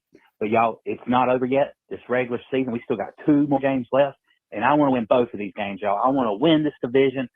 I'm hungry for a playoff game, y'all. Let's go beat Seattle. I want to whoop Sam Darnold, man. Ever since he left Carolina, he's been falling out. Where was this Sam Darnold when he was in Carolina? He sucked when he was here. And ever since he left, he's been a whole different quarterback. We started 3-0 with Sam Darnold, by the way. I want to whoop his ass this Sunday. Keep pounding, go Panthers. Cody, here's your time. Here's your time for the stat. Sam Darnold. He's been good, man. Oh, he's been good with a couple of even in Carolina, though. Like, he was Sam Darnold is like up and down. But we were 3-0 to start the season with him. Yeah, and look, I think Sam Darnold was better than Baker Mayfield in easily. Carolina. And listen, when you have he's good better players, than Teddy. When you have good players around Sam Darnold, he makes it happen. The dude has a live arm. He'll push the ball downfield. He's mobile enough. He throws picks like crazy. Yeah, he does. He throws picks like crazy, and I think that's why we would have a chance to win this game. But he'll make some bonehead decisions. But tell us that stat, or tell him the stat you were telling me about. Yeah, so the only player in NFL history. He's the only quarterback in NFL history to have 12 plus wins with 2 different teams in consecutive seasons, which is a wild stat in and of itself. But he's also had 2 really good wide receivers on both of those teams. He had Justin Jefferson in Minnesota, and he had Jackson Smith in Jigba. There is a formula. There is a formula for Sam Darnold, is have one receiver that he just feeds. Yeah. He just loves to go to the same dude over and over and over. Let's go to the next. That was Lucas, right? Here we go. Next call. CP3 Podcast. My Panther brothers, how y'all doing? Y'all know who this is. G Cavassier. What up, G? Hey, man. We got Seattle this Sunday, y'all. And like I said before, I can see us beating them. I really can. If you put some pressure on Sam Darnold and he starts seeing ghosts. Remember he played for us? They was like, he started seeing ghosts. He starts throwing interceptions and yada this and yada that. Hey, quick question, y'all. If we beat Seattle and Tampa loses to Miami, that means we got, 2 games ahead of them? So if that was the case, wouldn't we already clinch the NFC South or no? Yep. We would. They keep saying that Tampa has the tiebreaker, and I don't know why. I don't understand that. But if we beat Seattle this Sunday and Miami beats Tampa, then at the last game, we got a better record than them. So we should clinch the NFC South. I mean, y'all better understand this shit than me or whatever. But, and shout out to Bryce Young. That damn boy played his ass off Sunday, didn't he? Oh my God, that dude's like a damn magician when he starts scrambling. I swear. Woo, that boy is nice. I'd say give him the 5th-year option. The talk is over. Give that boy the 5th-year option. Give me your thoughts on that, y'all. Keep pounding. Yeah, at this point, and look, CK, especially if we make the playoffs. Yeah. Like now there's no reason to not see what you can continue to build Bryce into. And I think one of the things that you're seeing with a guy like Jaycee Horn, and I want to make sure Tony gets his headset on for this, and a guy like Trevor Lawrence. Sometimes the window for how long it takes a guy to come into his own is different from player to player. You know, for a while we were saying, oh, it's year 3. If you don't see a lot of a spark by year 3, then you probably don't have much in your quarterback. And to be fair, this is Bryce's 3rd year as Panthers quarterback. But I feel like, especially if we do make the playoffs, there's no reason to not pick up that 5th-year option and see what else you can put around Bryce while you still have him on a rookie contract. There's no reason not to at this point. Again, it hasn't been flashy. We haven't seen like the Patrick Mahomes, Josh Allen style play, but we never really expected that of Bryce. At most, we're expecting a high-level game manager style of quarterback. And I think Bryce has been that and been very clutch at the end of football games. Yeah, I think the parts that Bryce that have showed up in the wins that we've had has been exactly what you drafted him for. Like everything has been exactly what you picked him to be. Like I know they're not putting like 200 yards passing isn't what people expect, are looking at and saying like, oh, that's a franchise quarterback right there. But it is the things you're doing at the end of the first half in that 2-minute warning. It's the things you're doing against the actual the blitz, right? When you have them coming zero coverage and sending everybody, being able to throw that ball up to T-Mac to be able to get that touchdown at the end of the half, right? It's the situational awareness that you were hoping that he was going to bring to the equation. That's all what we've seen when Bryce is at his best. We have seen what the vision was when he was drafted. It just needs to be more consistent, and we all agree with that. We need to see it, show up. And honestly, I would love to see it show up in a way where we're not always playing in a 1-score game, because I just don't think that that's a recipe for success when you're talking about being like a consistent contender in the league. Your timeline in the NFL is not under your control individually. Right. And this is what my point was with XL is like, I'm thankful that the project can have a little longer timeline because of the other circumstances that are going on. When it comes to Bryce Young and with all these other references, it's like, look, you 191 yards, 21 big plays though, in big moments.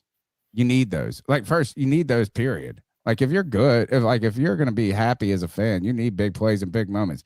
This is the first year I can remember in 10 years where I have jumped and celebrated, like jumped up off of my couch, even on some losses, like, man, with picks, like just exciting plays. So you need some excitement. You also, that timeline though, is like, it's understandable. Like if the Panthers, this gives more time for Bryce to blossom. You know, I mean, I don't know what Bryce will be.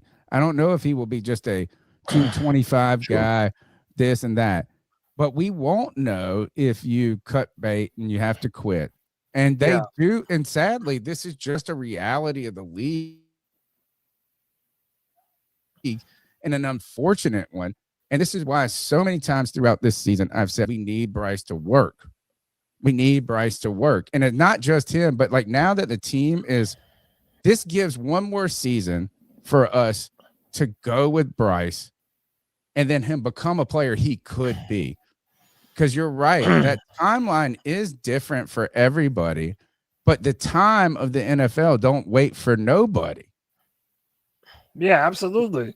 And look, isn't Sam Darnold a good representation of those different windows? I got to refresh my window, bro. I'm delayed. Yeah, you're going slow. CK, the Pro Bowl. We've been talking about the Pro Bowl. Sam Darnold was voted to his second Pro Bowl. I mean, Sam Darnold was looking like a bust for the early half of his career. Started with the Jets, goes to Carolina. He jumped around to a number of different teams, but now he's starting to look like the best version of himself. I don't think it's the best analogy, though. Well, all I'm saying is that Sam Darnold started out as a bust, and now he's going to his second Pro Bowl. My internet I think. connection? Yeah, No, you're cutting in and out a little bit. Yeah, kind of struggling. Yeah, you're glitching out. Just but you're okay right now. I don't think that's the best analogy because I think Sam Darnold was picked number 1, number 2, whatever he was, and all these hopes and feel like all this, and then it didn't work, and you're like, that just shows that a guy might become a decent player late in their career. Sure. I mean, I think it's an argument that that maybe, I mean, between he and Baker, I mean, let's be real. I mean, Baker might be struggling right now, but he has been a completely different player than what we had seen. When he was here. I mean, Carolina was not a good place to do a litmus test for quarterbacks at that time. But I think the Baker and Sam Darnold situation, Geno Smith even, is that players, I think situation matters so much more than we want to give it credit for. How many times have we seen quarterbacks go to the worst situation and they're just, Bryce Young as an example, right? He came to the Panthers, and had it not been for a little bit of patience and Bryce Young being, I think mentally tough to be able to handle being benched, like there's name a quarterback that's going to come back from what happened to Bryce Young. I have no idea how it happened. I mean, I do know how it happened. We watched it. But that's why I do think Sam Darnold is a good comparison. No, because Sam I think bottomed out. that I don't think that if the Jets just gave Sam Darnold more time, that his storyline, I think Sam Darnold, what the beauty in his story is that a celebrated savior type quarterback checks every box, doesn't save the team, stays in the league, and finds a way to get on good teams and then become the player he can be. But that is such a difficult road. You know what I mean? Like, it's such an anomaly. And now we're starting to believe it can happen because Geno did it last year with the, but Geno still sucks. Sam Darnold, he was sort of an anomaly, but Sam Darnold is going to be great right now when he doesn't have to be the only thing. I'm happy for it. I just is the timeline. These timelines, these windows are tight, and they can be tightened by things beyond your play alone. So I go back to my comment with XL, and I think it's very relevant to Bryce Young. And that is, regardless of Bryce Young's play, his window can be closed and shortened based on the overall play of the Carolina Panthers. And that the fact that the Carolina Panthers are overall doing much better than they did makes his window close slower and then allows him more time to capitalize. And there's one thing that's been different, guys, about Bryce Young in the last 8 games. No, he's not throwing picks. Is that that's the only the yards aren't going up? Yes, maybe the touchdowns have gone up a little, but the real difference is not about anything other than just not turning the ball over. So if he plays it clean, he can play another year and show us, and then kind of getting that Trevor Lawrence maybe place. All right, let's go. We got 2 calls left, and they're from G Baby. Well, before you go to G Baby, and this will fit perfect because he's just kind of slobber on Bryce. So Bryce Young, when trailing versus the Bucks, he went for 145 total yards, 2 touchdowns, 0 interceptions, and 114 passer rating. To your point, Tony. So right now, Bryce is playing his best football late in the season, and he's giving the Panthers an opportunity to stay competitive. What more can you ask for? Just don't turn the ball over. Man, like, he is a good quarterback when he doesn't turn the ball over, and when we score touchdowns. Yeah, all right, G baby, tell us why he's the greatest. Hey. You know who the fuck it is. Booyaka, booyaka, booyaka! What's Gucci with my boys? What's Gucci with your Cody? What's Gucci with your CK? And what's Gucci with my white Italian brother? Let's get into it.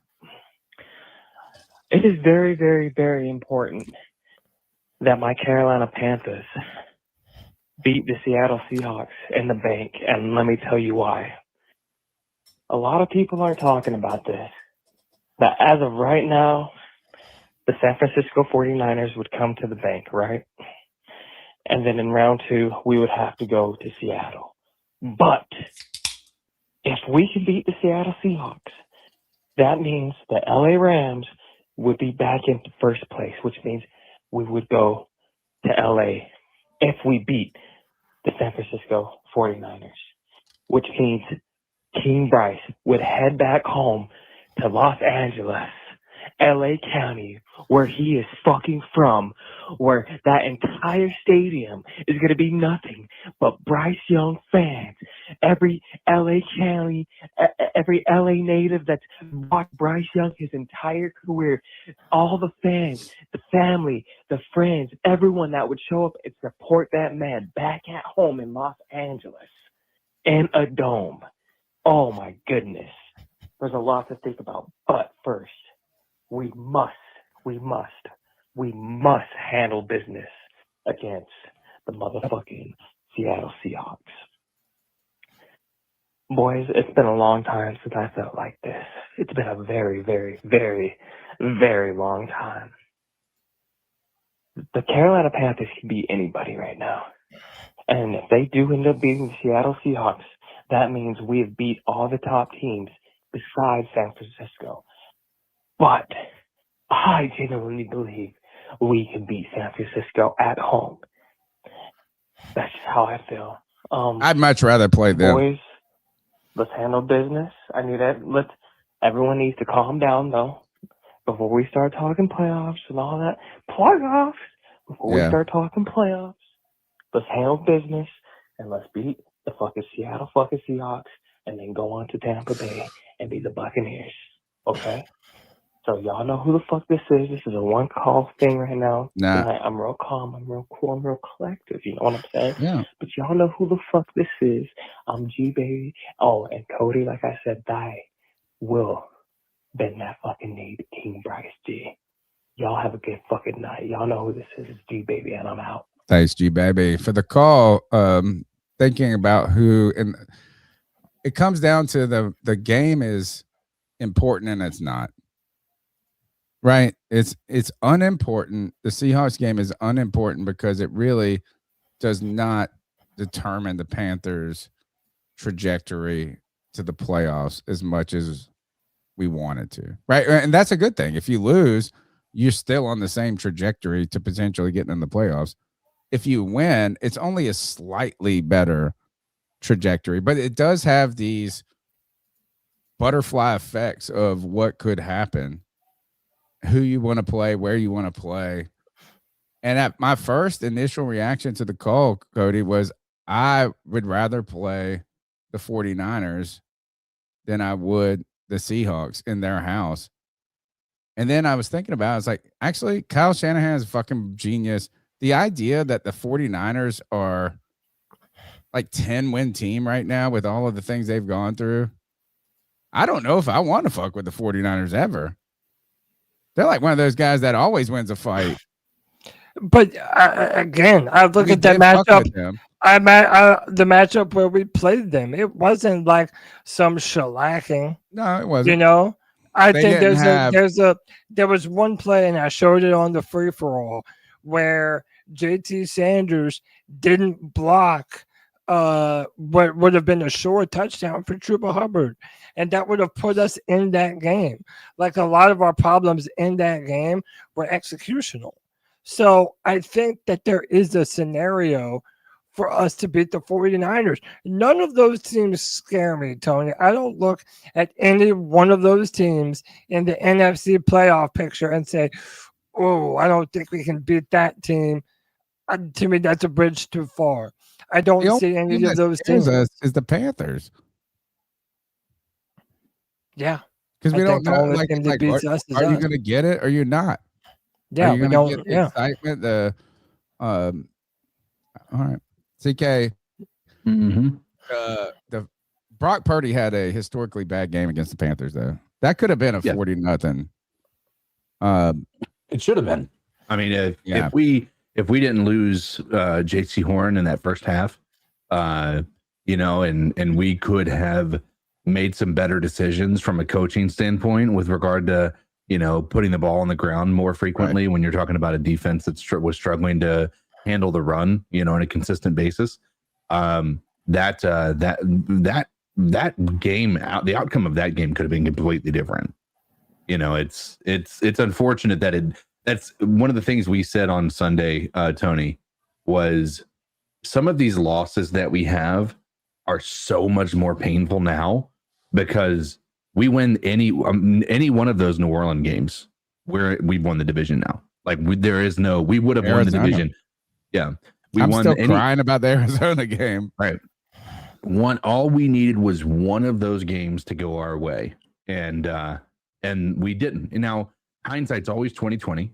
When you think about it, we're sitting the difference between the Bucs and the Falcons feels like they're just a world apart as far as like where they are in quality of the season.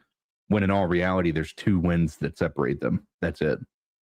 It's certainly not when you're talking about 17 games, the difference between being a good team and a bad team is 3 game winning drives. What I come away from G Baby's call is that I do believe that the Panthers can beat any team on any given Sunday. Mm-hmm. Right? I mean, like the Packers win, the Rams win this past week. Shows that they can accomplish it. They beat themselves. Like that, like we have to get over ourselves. Yeah. And that's like our biggest enemy in a sense. Now, I will not feel that way. I will have that hesitation until we start putting multiple together. Yeah. That we've got to win. We've got to be consistent. And again, we have to win convincingly. Like that's the thing is like, in my opinion, we have to like if we beat the Seahawks by 3, CK. Well, that's convincing to me, right? Like when you're talking about the Seahawks, that's a convincing win. If you beat the Seahawks, period, right? But when you're talking about the Bucs, like winning by a field goal and having it come down to the final drive to get an interception, like I don't like our games having to come down to that. It's exciting for like right. It's exciting for the people watching it that aren't fans of either team. It's like, oh, what's going to happen, right? There is excitement there, but I would like to be able to have a win where, like, going into the fourth quarter, we're just like, do we sit our starters? You know what I mean? That's what I would love. Now, that does bring me to another part and another question that I want to ask you guys. And I know we're trying to, we say we're going to be quick. It's and too late. At this point, just go with it. Yeah. So Dave Canales was asked a question in the presser. And while the spirit of the question was, I knew where they were going, it was asked in a pretty poor way, in my opinion. It was a question about if you're 3 scores down, the game is lost. There's no value in you keeping the starters in there. Are you going to sit the guys and prepare that, just in anticipation of them having to win again, to try to prepare for the Bucs the next week? Good right? question, but not when you ask the coach. Right. Well, or like even with that, it's like if you maybe reword it. Anyway, the spirit of the question is, do you sit your starters if the game doesn't matter? Right. And the answer that Dave Canales gave, which I found to be incredibly interesting, and I'll ask you guys if I'll let you guys determine why you think I feel this way. But the question was, would you sit your starters? And Dave's response was, every rep is so important like I wouldn't set my starters because these guys are still getting to know each other. They're still getting to understand one another. And I think that every opportunity is incredibly important when it comes to getting, the consistency among the team. Do you have any idea where I'm going with this, Tony? I think I have some opinions on it, right? And I go back to our conversations of the preseason, right? So and that is, like we protect, and we're worried, like we're this, and what we are is this is like you can't control those things. So the reason I say that, okay, yeah.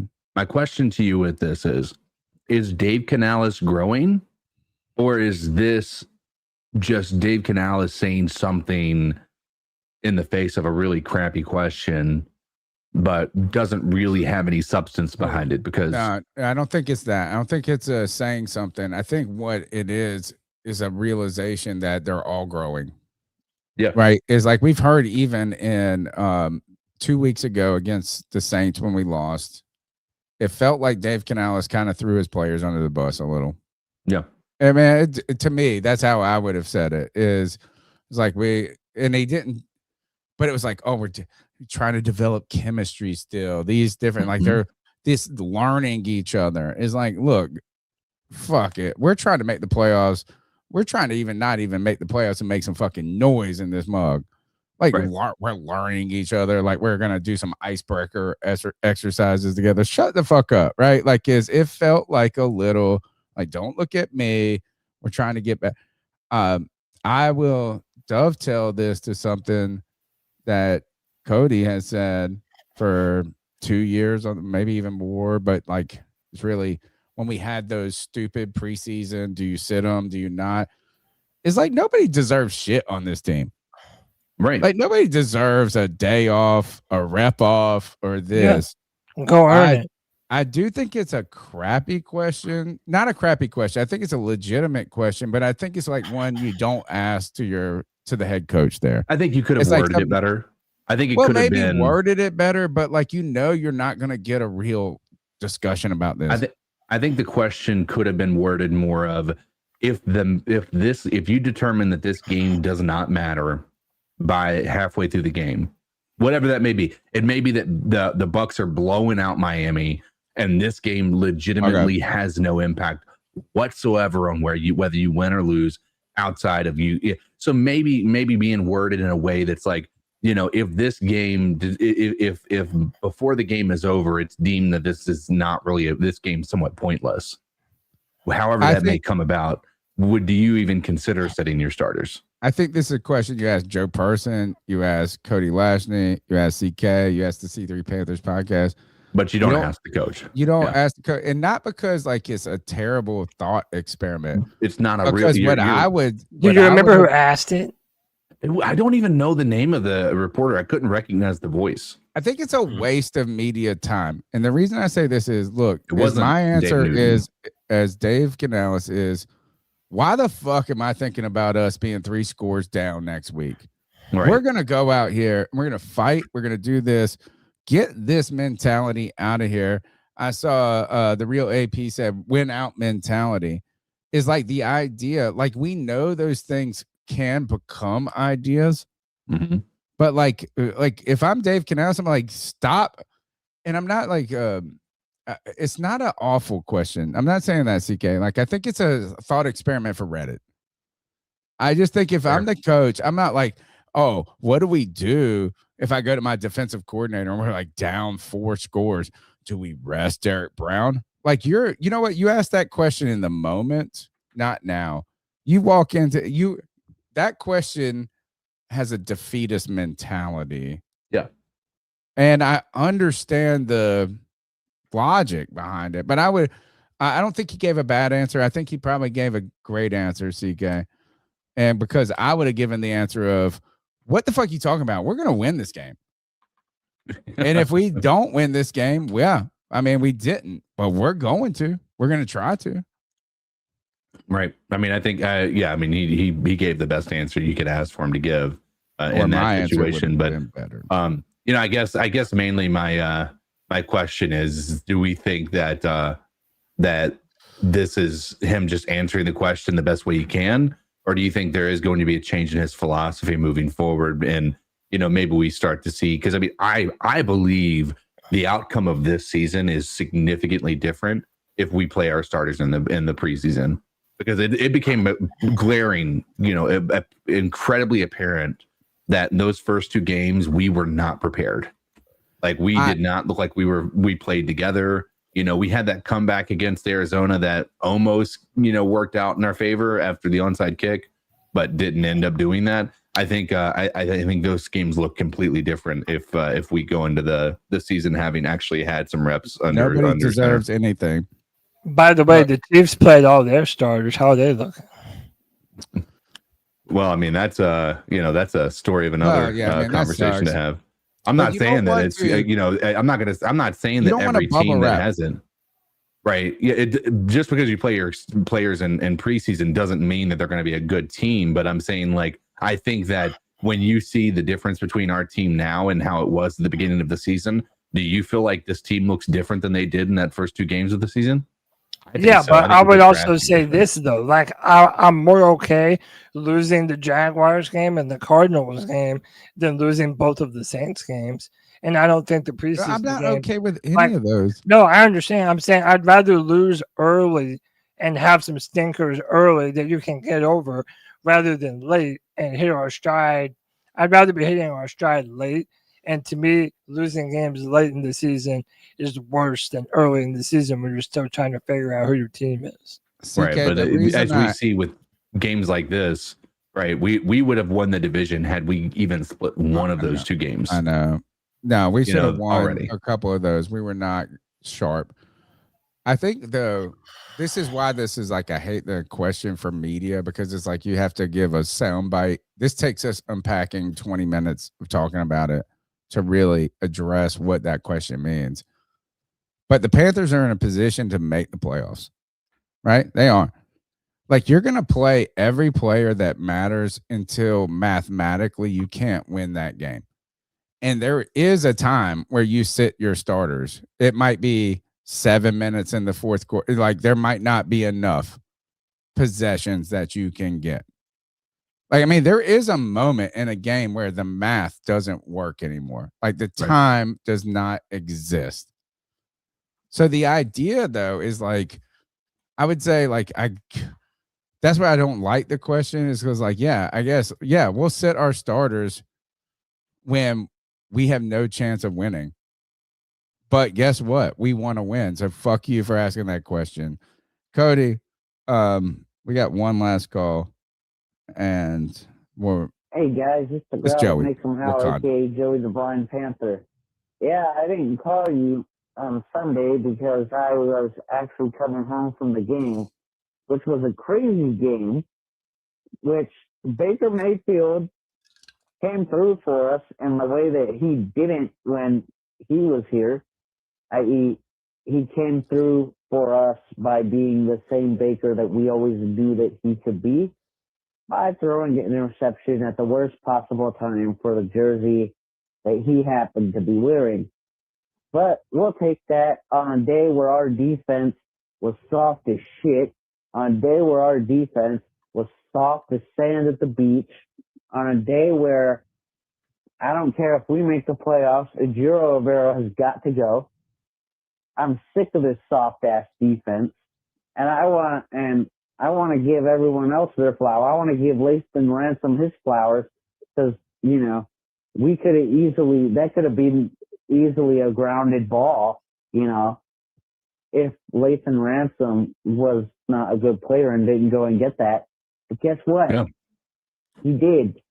And it's little plays like that that are going to bail us out. And, we're probably not going to beat the Seahawks next week, but guess what?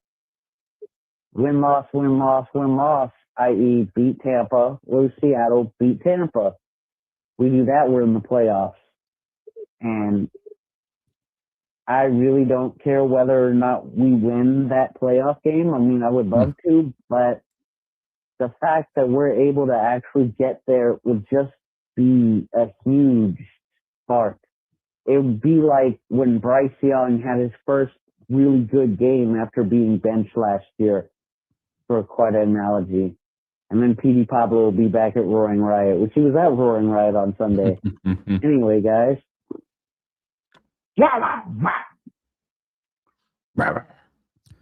Wakanda forever. Wakanda forever. I feel I don't want to be greedy, but Sure. I want to go to the playoffs. Don't get me wrong, folks. I don't care how we get there. I want to go. But I do want to be in that moment in the playoffs saying we're not just going to get stomped. Yeah. And I mean, I think there is a way you could lose to Seattle. You could win against Tampa. And you could still have that feeling. But I want to not be a back into the playoff team, which I don't think we are right now. I think we're trending in the right way. Right. And I do think there is an opportunity right now for the Panthers to beat the Seahawks. It is one of those things where Vegas puts the spread up. They're favored so much. It seems like it's supposed to happen. Just put it in the books. But the Panthers have not answered that fucking call one time this season. They've answered the call when they haven't supposed to. Right. So I'm ready. Chest up, chin up, chest out. I want that. And if we win against the Seahawks, though, and the Bucks win, we still have to be chest up. Yeah, it ain't over. It ain't over. So, like, let's do it. The fat lady sings. What else? Please say we're done. No. Nope. Come on. Let's go. Y'all are too long-winded. No, we only I have mean, like having we're fine. We're exhausted. This is our. Well, no, this moment. this shows you the type of team that we're going up against. This is offensive and defensive DVOA. Just to drive home that we are talking about one of the very best teams in the NFL right now, regardless of AFC, NFC. The Seahawks are damn good. Their defense is nasty. I believe they have like 6 or 7 Pro Bowlers on their team. They're a nasty team. Teams are not running the football against them well at all. We have our. But they did give up 480 yards in the. I mean, I know it's Stafford. Yeah, to the Rams. And but by the way, they also against the Rams too. They also didn't have Devontae Adams at their disposal either. But they always shit the bed against the Rams. You know what I'm saying? They lose against the Rams. Like but that's their white whale. They beat them though. They won. Okay. Did they? Did they get the 2-point conversion? Can I ask you that? They gave it. Yes, they did. They gave them the 2-point conversion. Yeah. I feel like that's against the rules, actually. At first, they thought it was what was it? CK? At first, they thought it was an incomplete pass. Yeah, they thought it was an incomplete pass. Yeah, the ball hit the ground, it bounced into the end zone, and one of their players picked it up in the end zone, thinking that it was a dead ball, and it ended up being a touchdown. I have a question about this. Like you guys, I've seen some of it. I haven't studied. I've watched a little bit on it. Is a backwards pass a handoff? Basically, yes. So then it's a fumble, and they forward progressed it. They can. No, like it has to be the player that fumbled it. No. Has to get it. No. Yeah, no, that's the rule, right? Is that you cannot fumble the ball and forward progress it.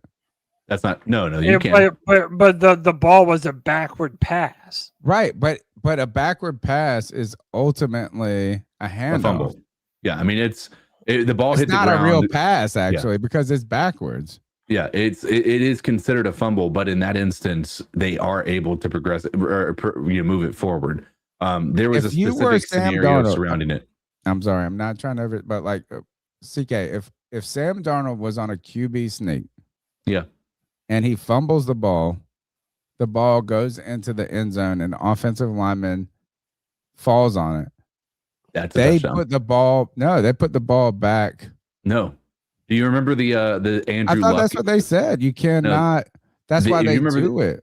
Do you remember the Andrew Luck? There was a playoff game where they were not playing well, but then they came back, I think, against Houston.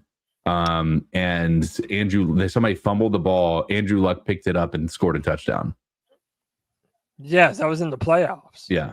But I think they changed those rules. So you can't willy wonk it. Like you can't fumble the ball on I don't think I might be wrong, CK. The way I've understood it is this, that they changed the rules in a way so where you can't at the end of the game if the ball went out of bounds to advance it. No, to advance it. Well, if the ball went out of bounds, it would have to go back to where the ball was at. You can't advance and have to go out of bounds. That part's true. I think if the way the rules are written, and I'm been wrong a lot in my life, it's okay. But if you fumble the ball and then it's advanced by another player, it's supposed to go back to the spot of the actual fumble. The same player. Like you don't get it. You can't fumble the ball forward and somebody else get it. I think it's supposed to be a dead ball there. I mean, like they officiated on it for like 5 minutes, and they they gave them the 2-point conversion. Right, and here's the critical part. Look, King Rook says, just pull up the rules, Tony. Spell it with a Y. I ain't no Tony in the girls' band. Spell it with a Y. CK's pulling it up. But I think that the reason that they did this is you can't advance the ball with a fumble. So before the fourth, or the general rules, and this is again just a quick Google, in the last 2 minutes of each half, you cannot advance it unless you're the person who fumbled the ball. Any other time, then it's a dead ball untouched. But that 2-point conversion wasn't in the last 2 minutes. So in the rule book it says outside the 2 minutes, real rules don't exist. This is the restrictions are only for the last, but for the last 2 minutes. The rule before the last 2 minutes is if an offensive player fumbles and another offensive player recovers, they can continue running with the ball. But not in the last 2 minutes. Right. That's only before the last 2 minutes. All right, so this was in the last 2 minutes. Right? No, I think this was before the last 2 minutes. I thought it was the last play of the game. No, this was this tied the game. Okay. Well, all right, then that makes sense. And then the other thing is it might have been in the complicated because a lateral pass, is it a handoff? Is it a fumble? Is it a pass? That made the complications exist. That part is another part of it, is who is technically the fumbler there, because it wasn't it was not technically a fumble because it was a backwards pass, and it was the defender who the ball hit that caused the ball to go. So like, I don't know, was the ball to Charbonnet, and that's the reason he can, maybe that's the reason he could advance it, because he was the intended target, maybe. What if the ref would have picked it up? Who would have gotten the touchdown? Nobody. It would have been considered. So they said if they had let the ball stop rolling, if the ball had, because it was still moving, if the ball had stopped, then it would have just been failed try. No. Because the ball was continuing to move. NFL. What the fuck? Where everybody's like, we don't even know. All right. Cody, those are all the calls. Finish us out, please. Robert Hunt. We talked about this a little bit a couple of weeks ago, Tony. We kind of debated on whether or not, or when he should or shouldn't come back. But we were told that Canales said that the Panthers could open Hunt's 21-day return window this week. He said, we're really excited. He's making progress. That's a real possibility for this week. We see if we can get him out there in a capacity to do some individual drills to start leaning on people. He's worked his way into that area. I know we've been talking about this for weeks on end. That's something we're really excited about potentially doing this week. We're not 100% sure, but we're going to have to make that decision here in the next couple days. So could you imagine that if we actually did make the playoffs, we get Robert Hunt back in time dude, that's perfect. Absolutely perfect. Dude, I think this is a move. If they make that this week, it's not for the playoffs. It's for that Bucks game. That's actually the question we don't want to ask now, CK, because we're trying not to go to midnight. But that is the real question. Is it's not this week? Is like, do you do it next week? Like it's do or die. That is the question for if next that Tuesday. game is that's going to be a question for next Tuesday, 100%. I think we'll probably have a good idea about what that's going to look like at that point. If next week is for nothing, worth the playoffs is right. I think if next week, if we're actually playing for the division and we didn't already clinch the division, then yeah, I think they would play him. Oh my God, I'm getting anxiety. I'm going to Rula right now. Next. So, Tony, you mentioned how Bryce Young is not turning the ball over. That's the key. And I said that he's playing his best ball late. If you look at Bryce from week 1 to week 10 versus Bryce from week 11 to week 16, he's playing his best football, man. In terms of fumbles, he went from 28th to 1st. Interceptions, 25th to 5th. And total touchdowns, total turnovers from 29th to 4th. So Bryce, the numbers have not changed. What do you mean? Like his passing number, you know what I'm saying? It's like his passing yards. This is the one number that has changed. It's turnovers. The fumbles, the turnovers is drastically gone down. And I think that's, like I said, Bryce is giving us a chance to win football games. Mm-hmm. And at this point, that's all that we can really ask of him. This is the playoff picture. We did this. All right, it's that time. Let's get to know your foe. Seattle Seahawks coming to the bank. Our old friend of the program, Sam Darnold. Panther fans are already familiar with Sam Darnold, the quarterback who was here in 21 and 22. Since then, he has spent the year backing up Brock Purdy with the 49ers before finding a resurgence with the Minnesota Vikings, stepping in as the starter after J.J. McCarthy went down in the preseason. Darnold's redemption arc in Minnesota earned him a multi-year deal with the Seahawks, all stuff you already know.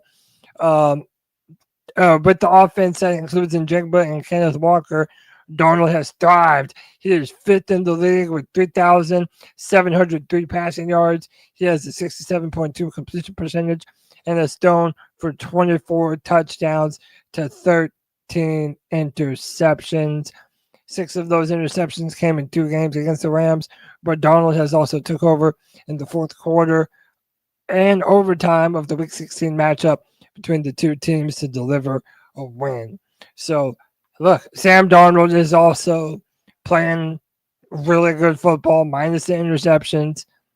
We have to shut down Sam. And I think we're going to have to get pressure on him if we're really going to deliver our best performance. And get turnovers. Yep. Yeah, like, that's what you get in his head. To me, that's where Jaycee Horn and Mike Jackson come into play big time. They got to go out there and really make it happen. This is the thing that we should probably be the most scared of. A ball-hawking defense. The defense is 8th in the league, holding teams to an average of 302.9 yards per game. It's a formidable unit from front to back. Let's start with the front. Leonard Williams and DeMarcus Lawrence have been a force on the edge. They have 12 sacks between them and 19 tackles for loss. On the back end, the Hawks secondary is, ball hawks. Corners Rick Woolen and Josh Jobe plus safety Nick Amenwari are all tied with 11 passes defended. Amenwari, the South Carolina star, left Thursday's game with the test for a concussion protocol, but was cleared by the game's end. Defensive back Kobe Bryant is expected to miss time after initial testing on his knee. So we're talking about turnovers for Bryce.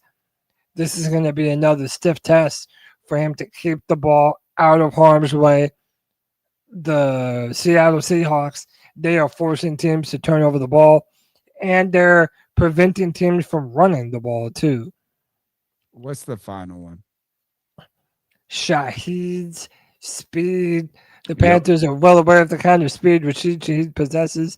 He used it against them plenty of times during his career with the New Orleans Saints. Now, Shaheed has taken his talents to the NFC West, where he's still making teams pay for giving him an inch of space. He's averaging 29.5 yards per kickoff return, which is 7th in the league, and notched a kickoff return for a touchdown in Week 14 against the Falcons. He then went on against the Rams. He took a punt back 47 yards for a score. Both touchdowns sparked a comeback for the Seahawks against the Rams. He took an end around for 31 yards, a tactic the Seahawks have taken with Shaheed a few times since acquiring him in November. My point, Tony, is not about what Shaheed will do against the Panthers. It's that I want the Panthers to start using Jimmy Horn Jr. more like the Seahawks do Rashid Shaheed. I want to use him on kickoff returns. I want to use him on punt returns. To me, there's no reason why he couldn't do that same thing that they're doing with Shaheed up in Seattle. The first thing I'm going to say is negative. The second thing will be positive. After you say these three components, I don't think we match up well against the Seahawks. Right? Is a team that threatens downfield, a team that's a ball hawk on defense. That all of a sudden I'm like, oh, yuck, that's not good for us. Ball hawking, like turnovers, this and that. The only thing, there's one good thing that I did not hear in this is that they don't run the ball well, or that that's not something like that's not the threat. It's like we're not sitting here going, oh, worry about their run. The Panthers are going to have to not turn the ball over, and they got to get googly eye Sam Darnold going. This is a tough task. There's a reason they're not favored. I'm thankful though that this isn't like the number 2 running offense in the league though. That's all I can say. Other than that is like, look, is Bryce continue. No fucking turnovers. Defense, please create some opportunity. Oh, there's one third one that I didn't like about this. Every Panthers loss this season, I feel like I think we can go back to it. Go back to the Patriots. Is their special teams make big plays and got them good field position. So like when you put this Shaheed speed up here, and then you're like, oh, he's a punt guy. Oh my God, we gotta win those things. Have to, absolutely have to. And Kenneth Walker, they're doing everything well on offense and on defense. Shout out to King Rook. Dude, this is going to be one hell of a test for the Carolina Panthers. Seattle, but let me see. So they're basically a 7-point favorite, according to most sporting. Most they're favored big time. The Rams were favored double digits against us, by the way. Yeah. So dude, the Rams were favored. What was it? No, wasn't the Packers that were like 14-point favorites? Yeah, and then the Rams were like 8-point favorites. So look, man, the Panthers have a trend. It's like what jinx is gonna play out? Either we're gonna continue the track of win a game, lose a game. So by that metric, we should be up for a loss against Seattle. Right. But whenever we're heavy underdogs, we get the best version of the Panthers that you could possibly ask for. So, boys, this is where we make our picks. How are we picking this Sunday? The final home game of the regular season. Seattle Seahawks, Carolina Panthers. I might be a dick and pick the Seahawks. Yeah, I'm going Seahawks. I think it's a competitive game, but I think the Seahawks are playing just lights out right now. And I think the Panthers are capable of upsetting, but I don't I don't know that I trust the inconsistency just yet to be able to say that they are going to win this game. I certainly want them to. To me, this is a case of what my heart wants and thinks versus what my head thinks.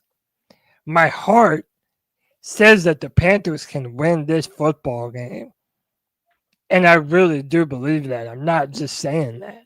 My head says that the Cardiac Cats are going to do what you would expect them to do and make the final game against the Tampa Bay Buccaneers be for all the cards.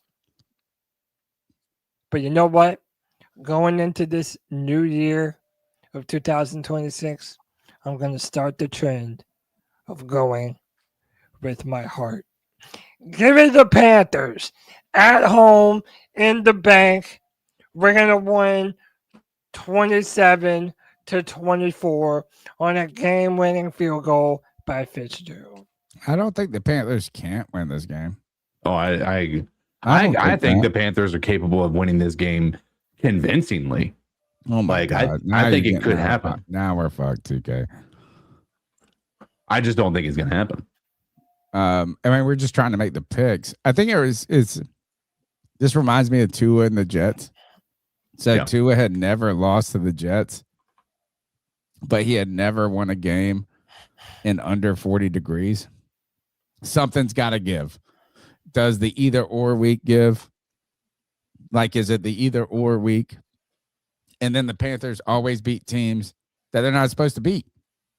Which one's going to give? I want the Panthers to win. I think it's a possibility. I'm even okay with them losing and just not looking like shit. Yeah. Like, so, all right. That is, we got one last segment. Let's just end it there. Thank you guys for hanging out with us. Merry Christmas to you guys. Happy holidays. If you're like, I know that's, I don't want to project on y'all. You know, happy holidays. Maybe it's not even hot. Maybe it's just a regular day to you. I hope you have a great day. Thank you for hanging out with us. We got the longest running segment on the longest running Panthers podcast. And think about this is I said I wanted a short show. Nope. And I made it a long show because I love hanging out with my homeboys on Tuesday night. Been doing this for 14 years now. Cody, let's ice some fools up. Let's do it.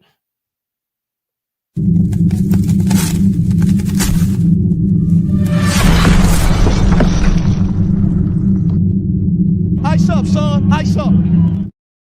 It's our homage to Steve Smith where we tell someone to ice up, toughen up, get it together. Everybody's fair game. Football, non-football. We like to have fun. Sometimes it's serious. Who's ready to ice some fools up? Nobody? I'll go with a quick one. And I almost feel bad about icing, doing the ice up on this. But have you guys seen this video of this Tyler Chase, I think is what it is, former Nickelodeon child star? Oh, that's homeless? Yeah. Oh, dude. yeah. I'm icing him up. I don't even know if I'm icing him up. I'm icing up parents rob him. Oh, I'm icing up the fact that the child star situation, like this whole situation that child stars often, not even like rarely, like regularly find themselves in, where they have they're broken mentally, to where they turn to substances to try to give them a reprieve from any psychological stuff they're going through or what have you. And so I'm icing up. I'm not going to put his stuff out there because I think it's almost, it's just sad to see somebody having to deal with the things that he's dealing with, but I'm icing up the entire industry of child actors and all that stuff that don't really have any protections in place for people like him that are, clearly in need of additional assistance and what have you. And even though there are people out there who said they've tried to offer and he has refused, I think the entire culture is toxic. And anytime you remove, in my opinion, not to project, but anytime you remove God from an industry, I think these types of things are going to happen. So, I hope that, he and many others can find themselves some peace. Cody, my ice up pick goes, well, Cody, can you finish the show out for me? My ice up and I got to split. Yeah. All right. My ice up pick goes to every time things like, I won't say need to go right or whatever. It's like, what do they call it? What's the Murphy's Law? Yeah. What can go wrong will. Yeah. I mean, tonight, I've been working hard for Christmas. I got Christmas. I got to go right now and still work on some food and all of this. I ran out to get one last Christmas gift, and the radiator fan on my truck just would not shut off. And so it's just like, man, every time you get ahead, you're falling behind. Nah, I'm blessed. I'm thankful. I'm happy. Happy holidays. You guys, I'm sorry to dip on you. You two are my brothers. Fine. Cody, ice some fools up, all right? Love you, brother. Merry Christmas, man.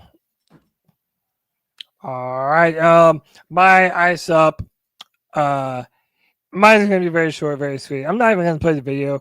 DK Metcalf, when the Pittsburgh Steelers are on they're basically first place in the AFC East. And apparently a fan was heckling him, said some shit to him.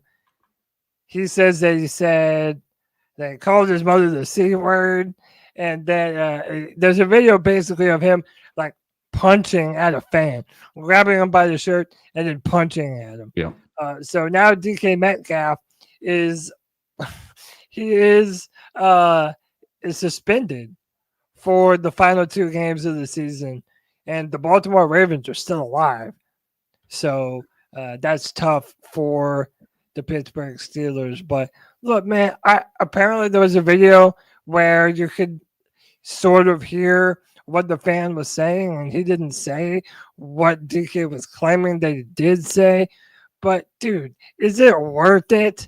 Like, come on, man. You don't hit a fan, and now your team is going to end up paying for it.